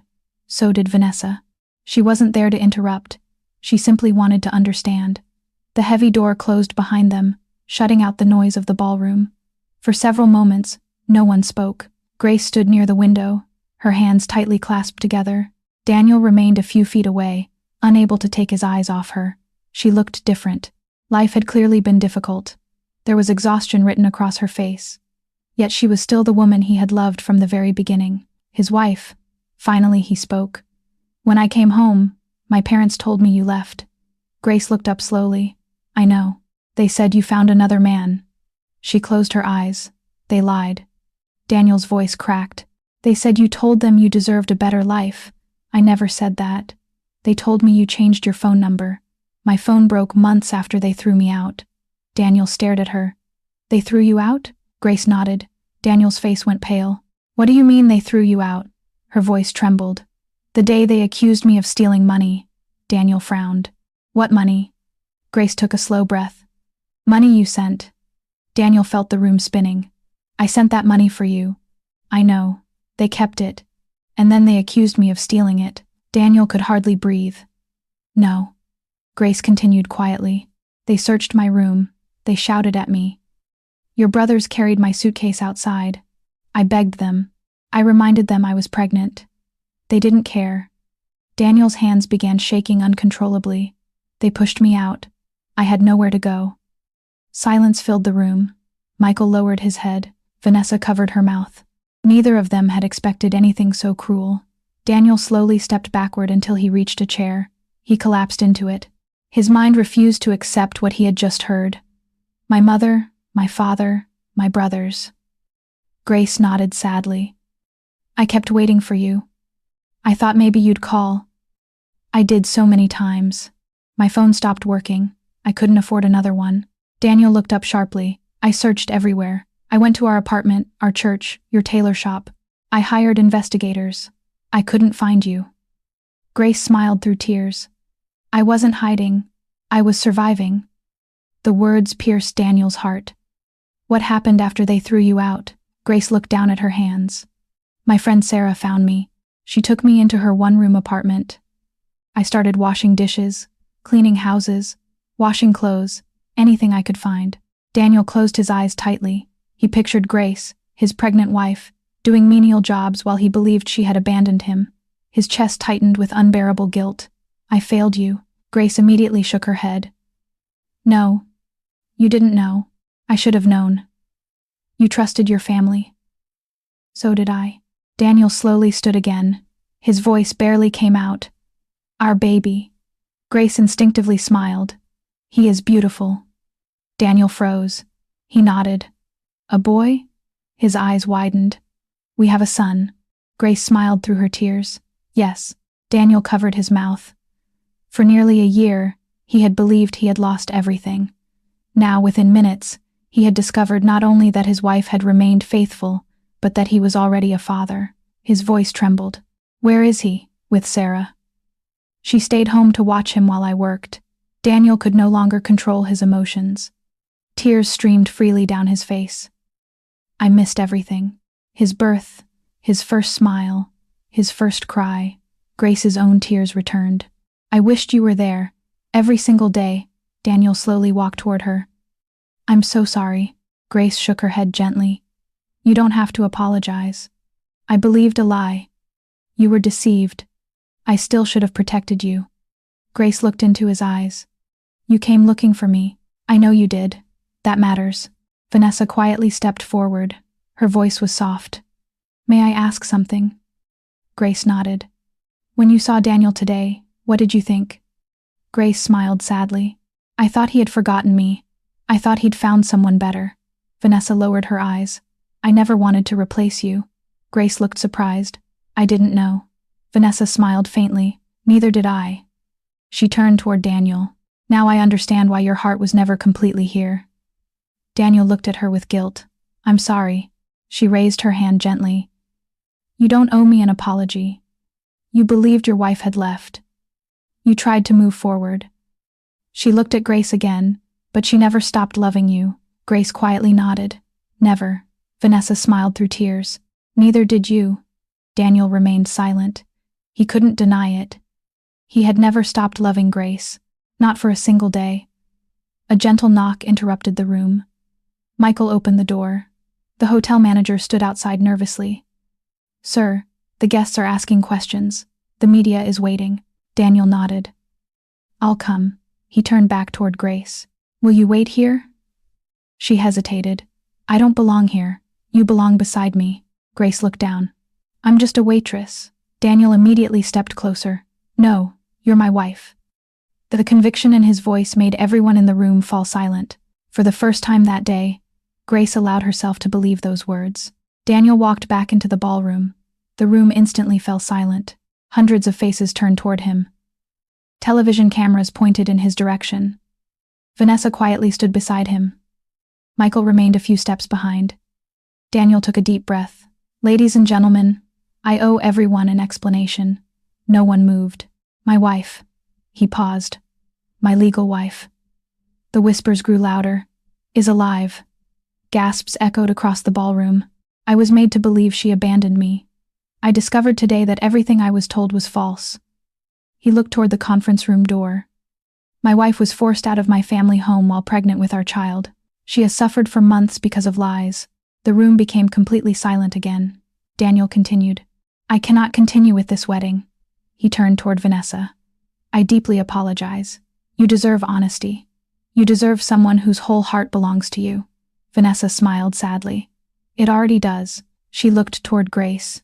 It just never belonged to me. With surprising grace and dignity, she reached for the microphone. I would rather lose a wedding than become the reason a family remains separated. Many guests applauded softly. Several women wiped tears from their eyes. Vanessa walked toward Grace, who had just entered the ballroom hesitantly. Everyone stared. Vanessa smiled warmly. You've been through enough. She gently took Grace's hand. Take your husband home. Grace burst into tears. Vanessa, embraced her. I truly hope you're both happy. The ballroom erupted into emotional applause. Outside the hotel, journalists rushed toward the entrance. News of the canceled Billionaire wedding spread across social media within minutes. Television stations interrupted their regular programming. Headlines flashed across screens. Billionaire calls off wedding after finding first wife alive. Shocking family betrayal exposed. Waitress revealed as billionaire's legal wife. But Daniel paid no attention to the cameras. He gently held Grace's hand as they walked toward his car. Before opening the door for her, he stopped. He looked into her eyes. "There is one more thing." Grace waited quietly. Daniel slowly lowered himself onto one knee. Guests, reporters, and hotel staff watched in stunned silence. He reached into his pocket. Inside was the small velvet box containing the diamond ring he had bought nearly a year earlier to replace the jewelry Grace had sacrificed for him. He opened it. "I bought this because you sold your mother's jewelry so I could chase my dream." His voice broke. "I was supposed to give it to you the day I found you." Tears streamed down Grace's face. Daniel looked up at her. "I know we are already married, but after everything we've been through, I want to ask again." He took a shaky breath. "Grace, will you allow me the privilege of spending the rest of my life making up for every moment we lost?" Unable to speak, Grace nodded through her tears. Daniel slipped the sparkling ring onto her finger. Then he stood and wrapped her tightly in his arms. For the first time in what felt like a lifetime, husband and wife held each other without fear. Neither of them realized that an even more difficult confrontation still lay ahead. Because before they could begin their new life together, Daniel intended to face the people who had destroyed their family. And this time, the truth would come with consequences. The morning after the canceled wedding, every major newspaper carried the same headline: "Billionaire abandons wedding after discovering wife was lied about." Television stations replayed the dramatic footage over and over again. Social media exploded with debates. Some praised Daniel for choosing truth over public opinion. Others questioned how an entire family could deceive someone for so long. None of that mattered to Daniel. He had only one goal: to uncover every detail of what had happened while he was away. Grace woke early in one of the luxury suites Daniel had reserved at the hotel. For the first time in many months, she had slept on a comfortable bed. Yet sleep had brought little peace. Too much had happened in a single day. She sat quietly near the window, watching the sunrise paint the sky with shades of orange and gold. A gentle knock came at the door. "Come in." Daniel stepped inside carrying a breakfast tray, fresh fruit, toast, tea, and a small bouquet of white lies. Grace smiled softly. "You didn't have to do all this." Daniel placed the tray on the table. "I should have done it a long time ago." He sat across from her. For several moments, neither of them spoke. Finally, Daniel broke the silence. "I barely slept." Grace looked at him. "Neither did I." He sighed deeply. "I keep replaying everything in my head. The signs were there. I just didn't see them." Grace reached across the table and gently held his hand. "You trusted your family. I don't regret trusting them. I regret not asking more questions." His voice trembled. "I should have searched harder." Grace squeezed his hand. "You searched. You came back. You hired investigators. You never stopped looking." Daniel looked into her eyes. "But I stopped believing." Fresh tears gathered in Grace's eyes. "We're here now." He nodded. "Yes, we're here." A soft knock interrupted them. Michael entered the room. "Sorry to interrupt. I have news." Daniel looked up. "What is it?" "The media is camped outside the hotel. They're asking for interviews." Daniel shook his head. "No interviews. Not now." Michael nodded. "There is something else." He handed Daniel a folder. "I hired a private investigator after last night." Daniel looked surprised. "You did? I thought you'd want facts." Daniel opened the folder. Inside were photographs, witness statements, hospital records, employment records, rental agreements. Everything documented Grace's life over the past year. Each page made Daniel's heart heavier. Hospital visits during pregnancy, employment records from Madame Rose's restaurant, rent receipts signed by Sarah, medical bills, even photographs showing Grace working while heavily pregnant. Daniel stared silently at the documents. Every page confirmed Grace's story. Not one detail had been exaggerated. Everything was true. Michael quietly spoke. "There's more." He handed Daniel another document. The investigator interviewed neighbors. Daniel continued reading. Several neighbors confirmed seeing Grace thrown out of his parents' house. One elderly woman even described hearing Grace beg while holding her stomach. Daniel closed the file. His hands trembled. They really did it. Michael nodded sadly. "Yes." Meanwhile, Sarah arrived at the hotel carrying baby David in her arms. She had hardly slept after hearing the astonishing news. Grace rushed toward her. Sarah, the two friends embraced tightly. Then Sarah carefully placed the baby into Grace's arms. Someone has been looking for his mother all morning. Grace smiled lovingly. My little prince. Daniel stood frozen, his eyes locked on the tiny baby. The little boy looked curiously around the room before smiling. Exactly the same smile Daniel had seen in the mirror every day of his life. Daniel whispered, My son. Grace turned toward him. She slowly walked closer. Meet David. Daniel's hands shook. I've never even held him. Grace smiled gently. You can carefully. She placed the baby into Daniel's arms. Daniel held him awkwardly at first. Then, naturally, David looked up at him. For several seconds, they simply stared at each other. Then, the baby reached out and wrapped his tiny fingers around Daniel's thumb. Daniel completely broke down. Tears streamed freely down his face. I missed your first smile, he whispered to the baby. I missed your first cry. I'm sorry. David laughed softly, unaware of the pain behind his father's tears. Grace quietly wiped away her own tears. The sight healed something inside her. For months, she had imagined this exact moment. Now it was finally real. Later that afternoon, Daniel looked toward Michael. Prepare the car. Michael nodded. We're going to your parents' house. Yes. Grace immediately became nervous. You don't have to. Daniel looked at her. I do. They have to answer. An hour later, 3 black SUVs stopped outside Daniel's parents' compound. Neighbors immediately gathered outside their homes. Word had already spread about the canceled wedding. Beatrice stepped onto the veranda. Her confident smile disappeared the moment she saw Grace stepping out of the vehicle holding baby David. Daniel walked ahead of everyone.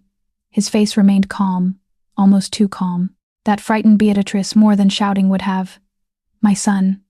Daniel raised his hand. Don't. The single word silenced everyone.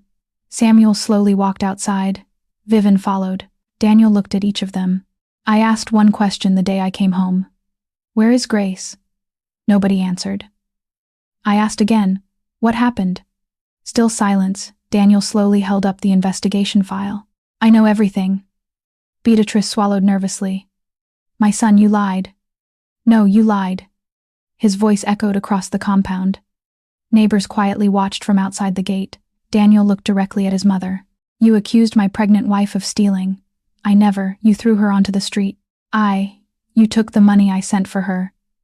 Beatrix's face lost all color. Daniel continued. You watched her suffer. You let me believe she abandoned me. His voice shook with anger. You looked into my eyes and lied. Samuel lowered his head. We made mistakes. Daniel laughed bitterly. Mistakes. A mistake is forgetting someone's birthday. A mistake is taking the wrong road.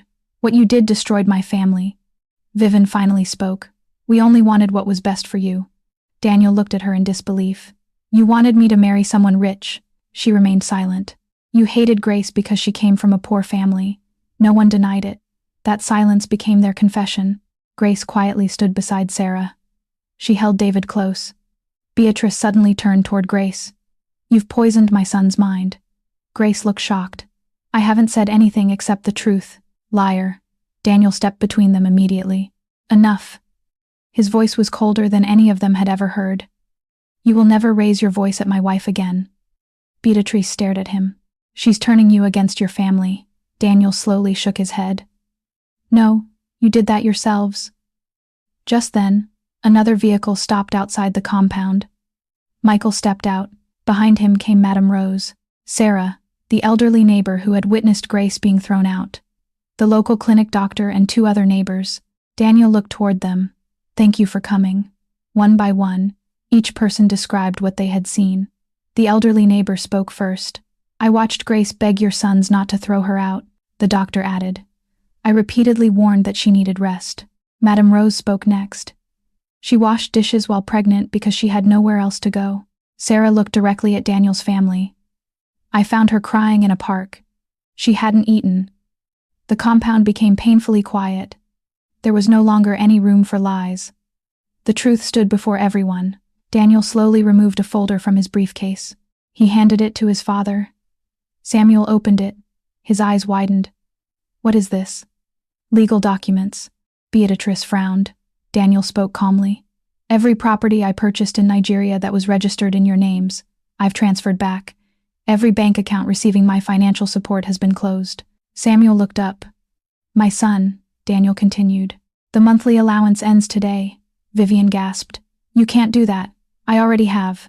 Beatrice stepped forward desperately. Daniel. He looked at her. I gave you money to care for my wife. You stole it. I trusted you.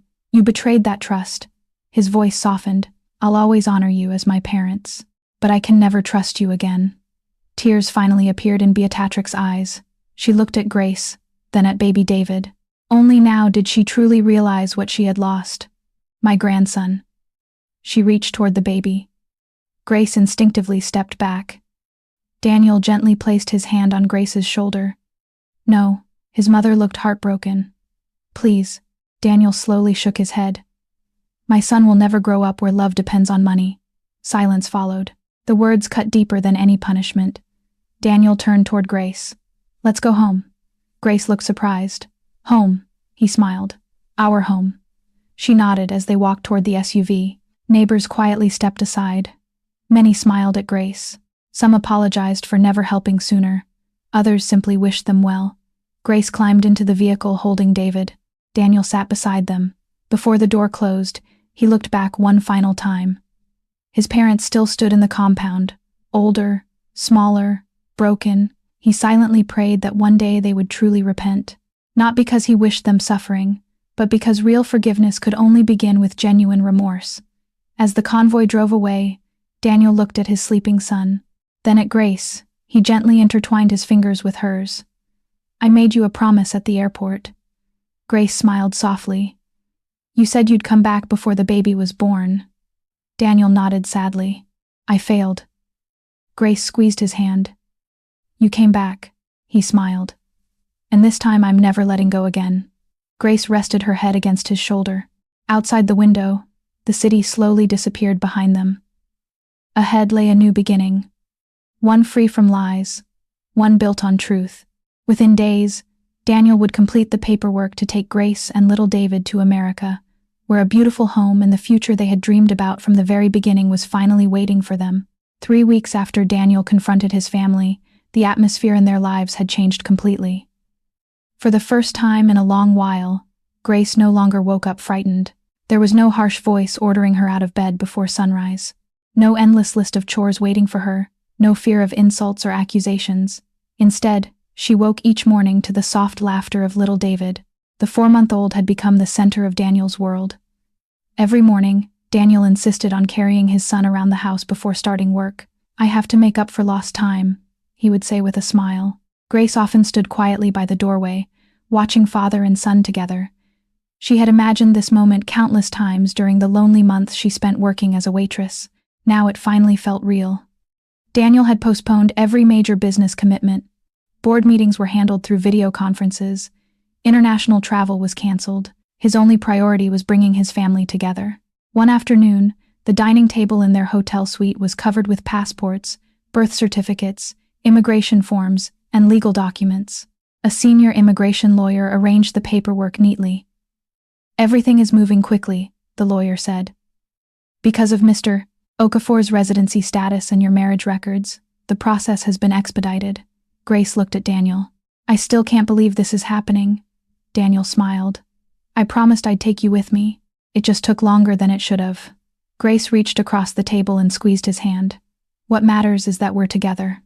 The lawyer smiled politely before continuing. We'll also process David's documents immediately. Daniel looked proudly at his son, who was sleeping peacefully in a stroller nearby. My little man is getting his first passport. Grace laughed. He doesn't even know. He'll thank us later.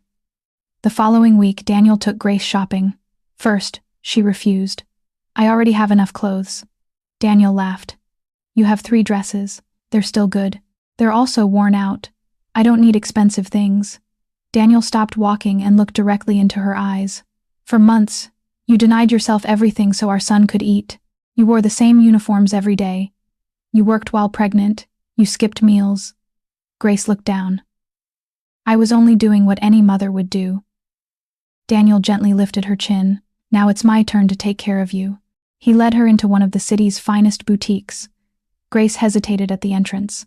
The elegant displays, polished floors, and luxury brands reminded her of a world she had never imagined entering. A sales consultant approached them with a warm smile. "Welcome." Daniel pointed toward Grace. "My wife needs a new wardrobe." Grace immediately whispered, "I don't need that many." Daniel smiled. "I wasn't asking." She laughed for the first time in days. Hours later, shopping bags filled the back of their vehicle. Comfortable dresses, shoes, baby clothes, diapers, strollers, blankets, everything Grace had spent months wishing she could afford. As they drove away, she quietly looked out the window. "What are you thinking?" Daniel asked. She smiled softly. "A year ago, I couldn't even afford baby formula." Daniel reached for her hand. "You'll never have to worry about that again." A few days before their flight, Daniel surprised Grace with one final stop. He parked outside a modest apartment building. Grace frowned. "Why are we here?" Daniel smiled. "Come with me." They climbed the stairs together. Daniel knocked on one of the doors. A familiar voice answered, "Coming." The door opened. Sarah froze, then screamed, "Grace!" The two women embraced tightly. Daniel smiled as he watched them. Sarah looked around. "What are you both doing here?" Daniel handed her a small envelope. "I came to say thank you." Sarah looked confused. "For what?" "For saving my family." She slowly opened the envelope. Inside was the deed to a fully paid 3-bedroom house. Her eyes widened. "No, this can't be." Daniel nodded. "It is." Sarah immediately shook her head. "I can't accept this." "You must. I only helped my friend. You gave my wife and son a home when my own family abandoned them." He continued gently. "No amount of money can repay that." Tears filled Sarah's eyes. "You don't owe me anything." Daniel smiled. "I know, but gratitude shouldn't remain only in words." Grace hugged Sarah once again. "I'll never forget what you did for me." Sarah smiled through tears. "You'd have done the same." "I hope so." Before leaving, Daniel also handed Sarah documents establishing a scholarship fund in her name for struggling single mothers. Sarah covered her mouth in disbelief. "I don't even know what to say." Daniel smiled warmly. "Just keep changing lives." The day of departure finally arrived. The airport looked very different from the last time Grace had stood there. Months earlier, she had watched Daniel disappear through the departure gate while believing they would be reunited within weeks.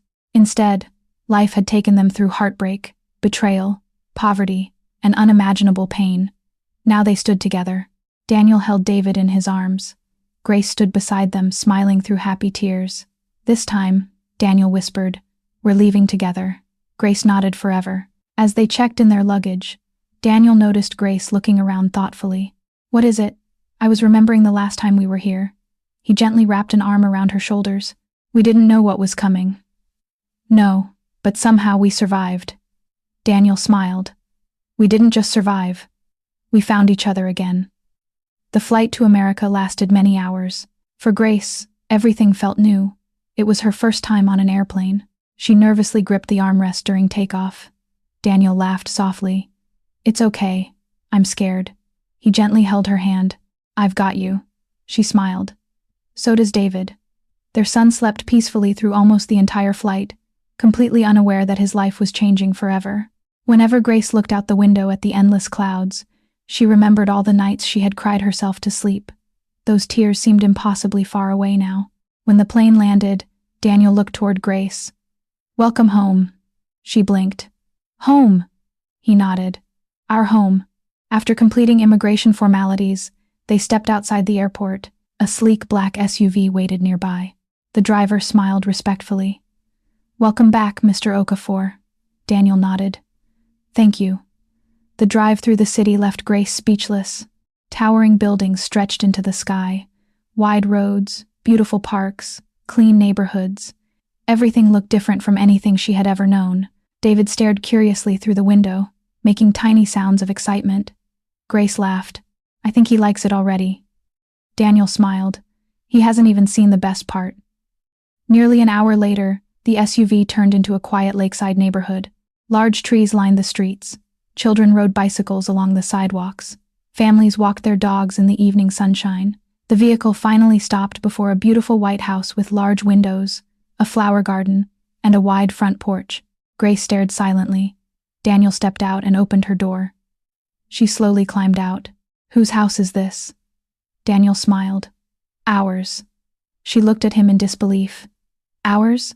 He nodded. I bought it while dreaming about bringing you here. Grace covered her mouth. I thought you'd never see it. She nodded. I almost sold it after I believed I'd lost you. He took her hand. I'm glad I didn't. Inside, the house felt warm rather than extravagant. The living room overlooked the lake. The kitchen was spacious and filled with natural light. Fresh flowers decorated the dining table. Family photographs had already been placed on the walls. Grace noticed one frame immediately. It held their wedding picture. Beside it was a new photograph Daniel had taken the day he first held David. Her eyes filled with tears. You kept our picture. Daniel looked surprised. It never left my side. He walked toward the hallway. I want to show you something. Grace followed. He opened a white door. She froze. The nursery. Everything was exactly as Daniel had described months earlier. The white crib, the rocking chair, the stuffed animals, tiny clothes neatly arranged inside the wardrobe. Grace slowly walked inside. She gently touched the crib. You prepared all this before I even came home to Nigeria. Daniel nodded. I thought I'd surprise you. His voice softened. When I believed I'd lost you, I couldn't bring myself to change anything. Grace turned toward him. You never stopped hoping. I tried to, but hope refused to leave. She crossed the room and embraced him tightly. For a long moment, neither of them spoke.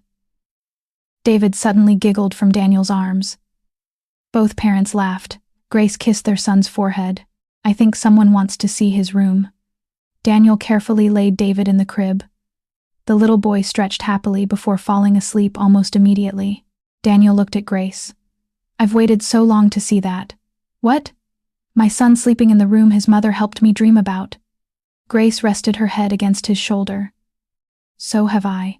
Over the following weeks, life slowly settled into a peaceful routine. Daniel worked from home, several days each week, so he could spend more time with his family. Every evening he cooked dinner with Grace. Sometimes they burned the food while laughing together. Other nights they sat on the back porch watching the sunset over the lake while David slept peacefully in his stroller. Grace enrolled in English communication classes and began taking online courses in fashion design. Determined to reopen the tailoring dream she had once abandoned, Daniel supported every idea she shared. I don't just want you to live comfortably, he told her one evening. I want you to build the future you've always imagined. Grace smiled. For the first time in a long time, I believe I can. Daniel wrapped an arm around her. You can, and whatever dream you choose next, you'll never have to chase it alone again. 6 months passed peacefully in America. For the first time since their marriage, Daniel and Grace experienced the ordinary happiness they had once thought only existed in dreams. Every morning, sunlight streamed through the large windows of their lakeside home, filling every room with warmth. The house that had once felt painfully empty was now alive with laughter. Most of that laughter came from little David. At 10 months old, he had become the happiest child anyone could imagine. He had inherited Daniel's curious eyes and Grace's cheerful smile. He crawled everywhere. Nothing in the house was safe anymore. One morning, Grace walked into the living room carrying a basket of freshly folded laundry. She stopped in the doorway and laughed. David had somehow crawled into Daniel's home office. Paperwork was scattered across the floor. A pen rested triumphantly in his tiny hand. Daniel sat on the carpet instead of his expensive office chair rather than stopping the little boy. He was laughing as David proudly waved one of his business reports. My future CEO has already started reviewing company documents, Daniel joked. Grace shook her head. That report took you 2 days to prepare. I can always print another copy. He gently picked David up and kissed his forehead. I'll never get these moments back. Grace smiled. Neither would she. For so long, life had been about survival. Now they finally had the chance to enjoy the little moments they had once taken for granted. Daniel kept his promise. No matter how busy his companies became, he refused to allow work to steal time from his family. He attended every one of David's pediatric appointments. He learned how to change diapers in less than a minute. He insisted on feeding David breakfast whenever he worked from home. Some mornings ended with mashed bananas all over his expensive shirt. Grace would laugh until tears filled her eyes. You own billion-dollar companies, Daniel shrugged. And today I lost a battle to baby food. David clapped excitedly as if celebrating his victory. Grace snapped another photograph. She had filled several albums with pictures of father and son, pictures of memories Daniel had feared he would never have. One Saturday afternoon, Grace stood in the kitchen preparing lunch while Daniel entertained David in the backyard. She watched them through the window. Daniel was teaching their son how to kick a small rubber ball across the grass. David stumbled after it with unsteady little steps before falling onto the soft lawn. Instead of crying, he burst into laughter. Daniel immediately clapped. "That's my boy." Grace smiled to herself. Months earlier, she had stood in a restaurant kitchen washing greasy plates, wondering whether her son would ever know his father. Now she watched them making memories together. God had answered prayers she had almost stopped praying. That evening, after David had fallen asleep, Grace and Daniel sat on the porch overlooking the calm lake. The gentle breeze carried the scent of blooming flowers from the garden. Daniel reached for Grace's hand. "What are you thinking?" She smiled softly. "I was remembering Sarah." Daniel nodded. "So was I. I miss her. We'll visit soon." Grace looked at him. "I wish everyone had a friend like her." Daniel smiled. "She reminded me what real family looks like." Grace squeezed his hand. "She saved me." "No," Daniel corrected gently. "She saved all three of us." They sat quietly for a while. Finally, Daniel spoke again. "I've been working on something." Grace looked at him curiously. "What? It's a surprise." She laughed. "You've never been good at keeping surprises." "I know, but I'm trying." The following week, Daniel asked Grace to accompany him downtown. He refused to tell her where they were going. When the car finally stopped, Grace looked through the window. A beautiful 2-story building stood before them. Workers were placing the finishing touches on a large sign above the entrance. Grace frowned. "What is this?" Daniel smiled. "Come inside." They walked through the glass doors. The building smelled of fresh paint and new furniture. Several sewing machines stood neatly arranged in one room. Another room displayed colorful fabrics. There was a design studio with large cutting tables. A classroom equipped with computers overlooked the main workshop. Grace looked around in confusion. "What is all this?" Daniel handed her a small envelope. Inside was a certificate of ownership. She read the first line aloud. "Grace Designs Fashion Academy." Her hands began trembling. She looked at Daniel. "What is this?" He smiled. "It's yours." She blinked. "Mine?" Daniel nodded.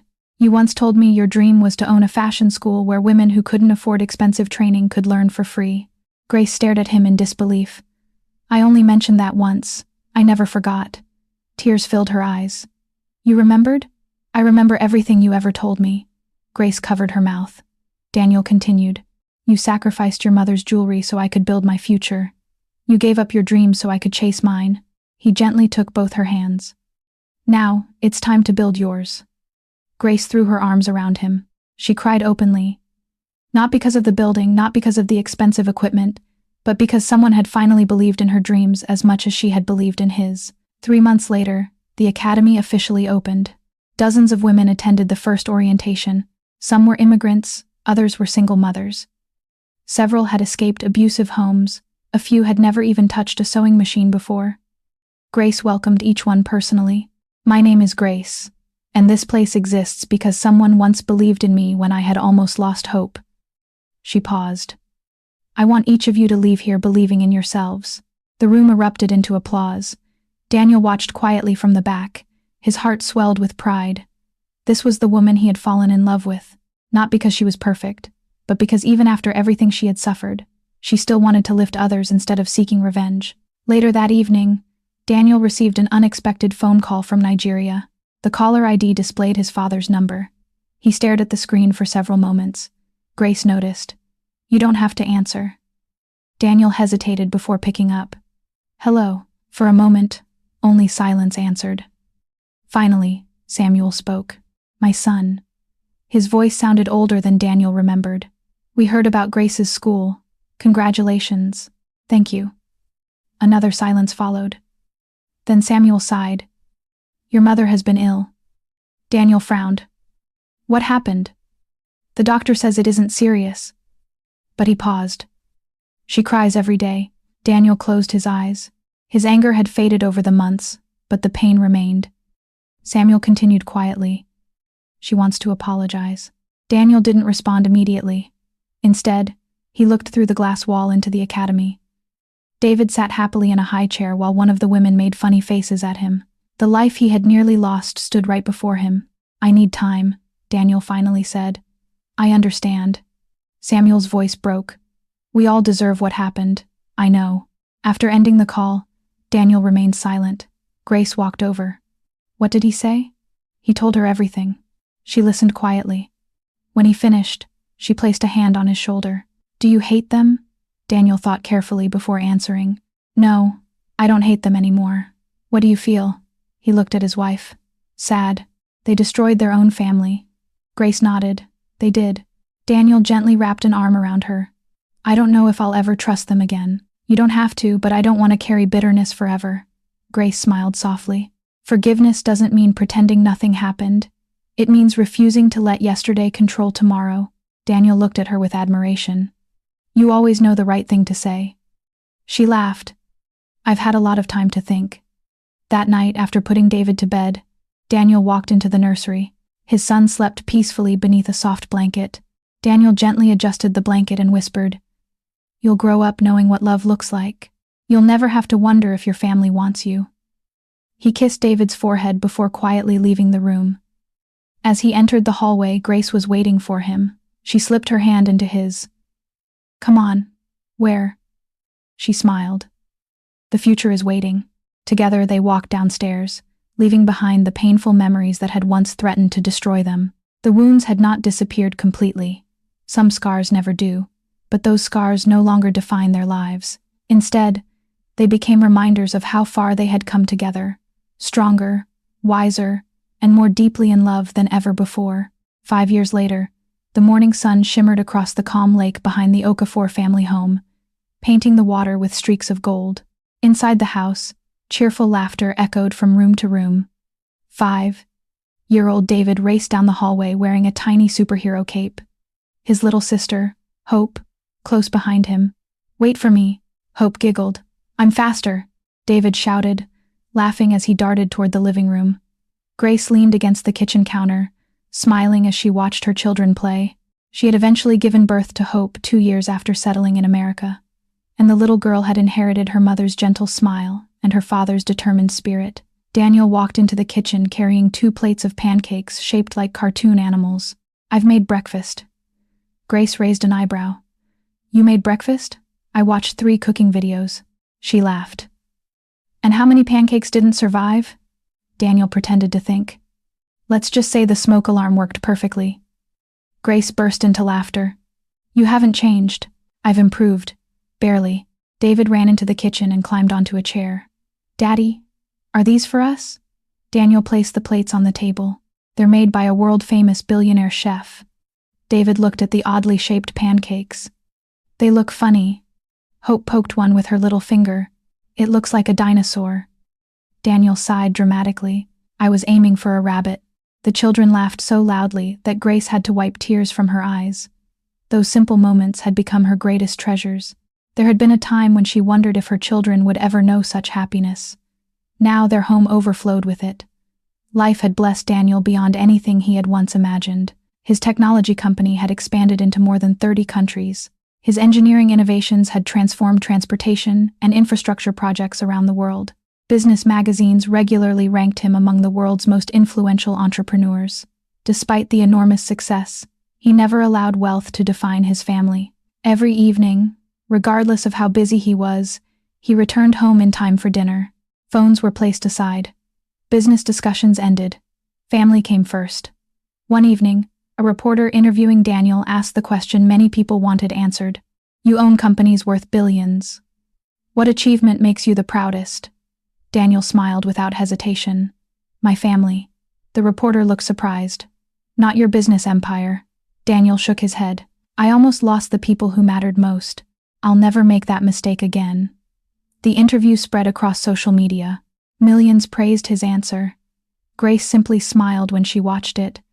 That was the man she had fallen in love with years ago. Success had changed his bank account. It had never changed his heart. Grace's own dreams had flourished. Grace Design's Fashion Academy had become one of the most respected training centers for women seeking new opportunities. Hundreds of women had graduated from the academy. Many had started successful businesses. Some had opened boutiques. Others had become fashion designers whose work appeared on international runways. Every graduation ceremony ended the same way. Grace stood before the students and shared a piece of her story. There was a time when I believed my life was over. The audience always became quiet. I worked as a waitress. I cleaned houses. I washed dishes while carrying my first child. She looked around the room. If you're sitting here today feeling like your life has no future, please don't give up. Sometimes your greatest breakthrough begins on your darkest day. The room would erupt into applause. But Grace never sought applause. She simply wanted every woman listening to know that difficult seasons did not last forever. Daniel had also established a charitable foundation in Nigeria in honor of Grace's late mother. The foundation provided scholarships for young women from low-income families and financial support for pregnant women abandoned by their relatives. One afternoon, Daniel and Grace visited the foundation during a trip back to Nigeria. They toured classrooms filled with eager students. Grace smiled as one teenage girl approached nervously. "Ma'am, because of your scholarship, I'll be the first doctor in my family." Grace hugged her tightly. "I'm proud of you." Daniel watched quietly. Years earlier, Grace had sacrificed everything so he could chase his dreams. Now, together, they were helping thousands of others chase theirs. That felt like the greatest success of all. During the same visit to Nigeria, Daniel made a decision he had been considering for years. He turned to Grace one evening. "Would you come with me tomorrow?" "Where?" "My parents' house." Grace looked at him thoughtfully. "Are you sure?" "I think it's time." The following afternoon, they drove through the familiar streets Daniel had once traveled with so much excitement before discovering the lies that had torn his life apart. The old family compound looked different now. The paint had faded. The garden was overgrown. Time had left its mark. Daniel knocked gently. After a few moments, the door opened. Samuel stood there. He looked older. His hair had become completely gray. For several seconds, father and son simply looked at one another. Then Samuel's eyes filled with tears. "My son." Daniel nodded respectfully. "Papa." Samuel stepped aside quietly. "Please come in." Inside the living room, Beatrice slowly stood from her chair. She looked frail.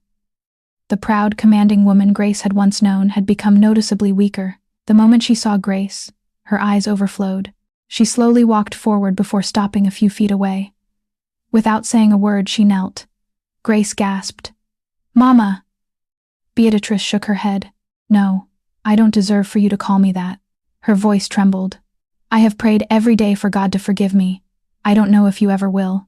Tears streamed freely down her cheeks. "I allowed pride to blind me. I judged you because you were poor. I forgot that character is worth more than money." She looked toward David and Hope, who stood quietly beside Daniel. "I robbed myself of knowing my grandchildren." Grace felt her own eyes fill with tears. Daniel remained silent. He wanted this moment to belong to Grace. Beatrice continued, "I cannot undo what I did. I cannot return the months you suffered. But if there is even a small place in your heart, please forgive me." The room fell silent. Grace slowly walked toward the older woman. Instead of speaking immediately, she gently helped Beatrix stand. Then she embraced her. Both women cried. Grace whispered softly, "I forgave you a long time ago." Beatrice sobbed even harder. "I'm so sorry." "I know." Grace smiled gently. "But don't waste the years you have left living in regret. Spend them loving the family we still have." Daniel finally stepped forward. He embraced his father, then his mother. The pain of the past would never disappear completely. Trust would take time to rebuild, but forgiveness had opened a door that bitterness never could. That evening, the entire family gathered for dinner. For the first time in many years, genuine laughter returned to the old house. David happily told stories about school. Hope proudly showed everyone the picture she had drawn for her grandparents. Beatrice wiped away tears as she admired it. Samuel smiled more than he had in years. Grace quietly watched the scene. She remembered standing outside this very house with a suitcase in one hand and her unborn child growing inside her. She remembered feeling completely alone. If someone had told her then that she would one day return with a loving husband, 2 beautiful children, peace in her heart, and a life beyond her imagination, she would never have believed it. Yet here she was. God had rewritten her story. Several weeks later, back in America, Daniel surprised Grace with one final gift. He invited her to the backyard at sunset. The children played nearby while birds flew across the glowing sky. A small wooden bench overlooked the lake. Daniel took Grace's hands. "Do you remember the little apartment where we started?" Grace smiled, every detail. The broken sofa, the noisy sewing machine, the flower pot you insisted would bloom. Grace laughed. "It finally did." Daniel nodded. "So did we." He reached into his pocket and removed a small velvet box. Grace looked at him in surprise. "Another ring?" He chuckled. "No." Inside the box was a tiny gold key. "What does this open?" Grace asked, staring at the key in her hand. Daniel pointed across the lake. On the other side stood a beautiful new building with glass walls shining in the sunset. Grace read the sign slowly, her voice trembling. "The Grace and Daniel Family Hope Center." She covered her mouth. "Daniel, what is it?" "A place for abandoned mothers, children, and struggling families," he said softly. "Shelter, counseling, job training, childcare, and a real chance to begin again." Tears filled Grace's eyes. "You named it after us?" Daniel smiled. "I named it after the life we almost lost." He gently closed her fingers around the key. "This is not my dream, Grace. It is ours." Grace stepped into his arms and held him tightly. "I love you. I loved you when we had nothing." Daniel kissed her forehead. "And I will love you through everything we have." As the sun sank behind the lake, David and Hope ran toward them, laughing as they wrapped their arms around their parents. Daniel looked at his wife, his children, and the home they had almost lost forever. "There was a time I thought I had lost everything," he said. Grace smiled through her tears. "But love found its way back." Daniel nodded. "It always does." Their story began with sacrifice, survived betrayal, and nearly ended in heartbreak. But in the end, love proved stronger than lies. Faith defeated fear, forgiveness healed what bitterness tried to destroy, and the family that almost fell apart became proof that no darkness can permanently defeat hearts that refuse to stop believing in each other. For Daniel and Grace, wealth was never the greatest blessing. The greatest blessing was finding their way back to each other and never letting go again.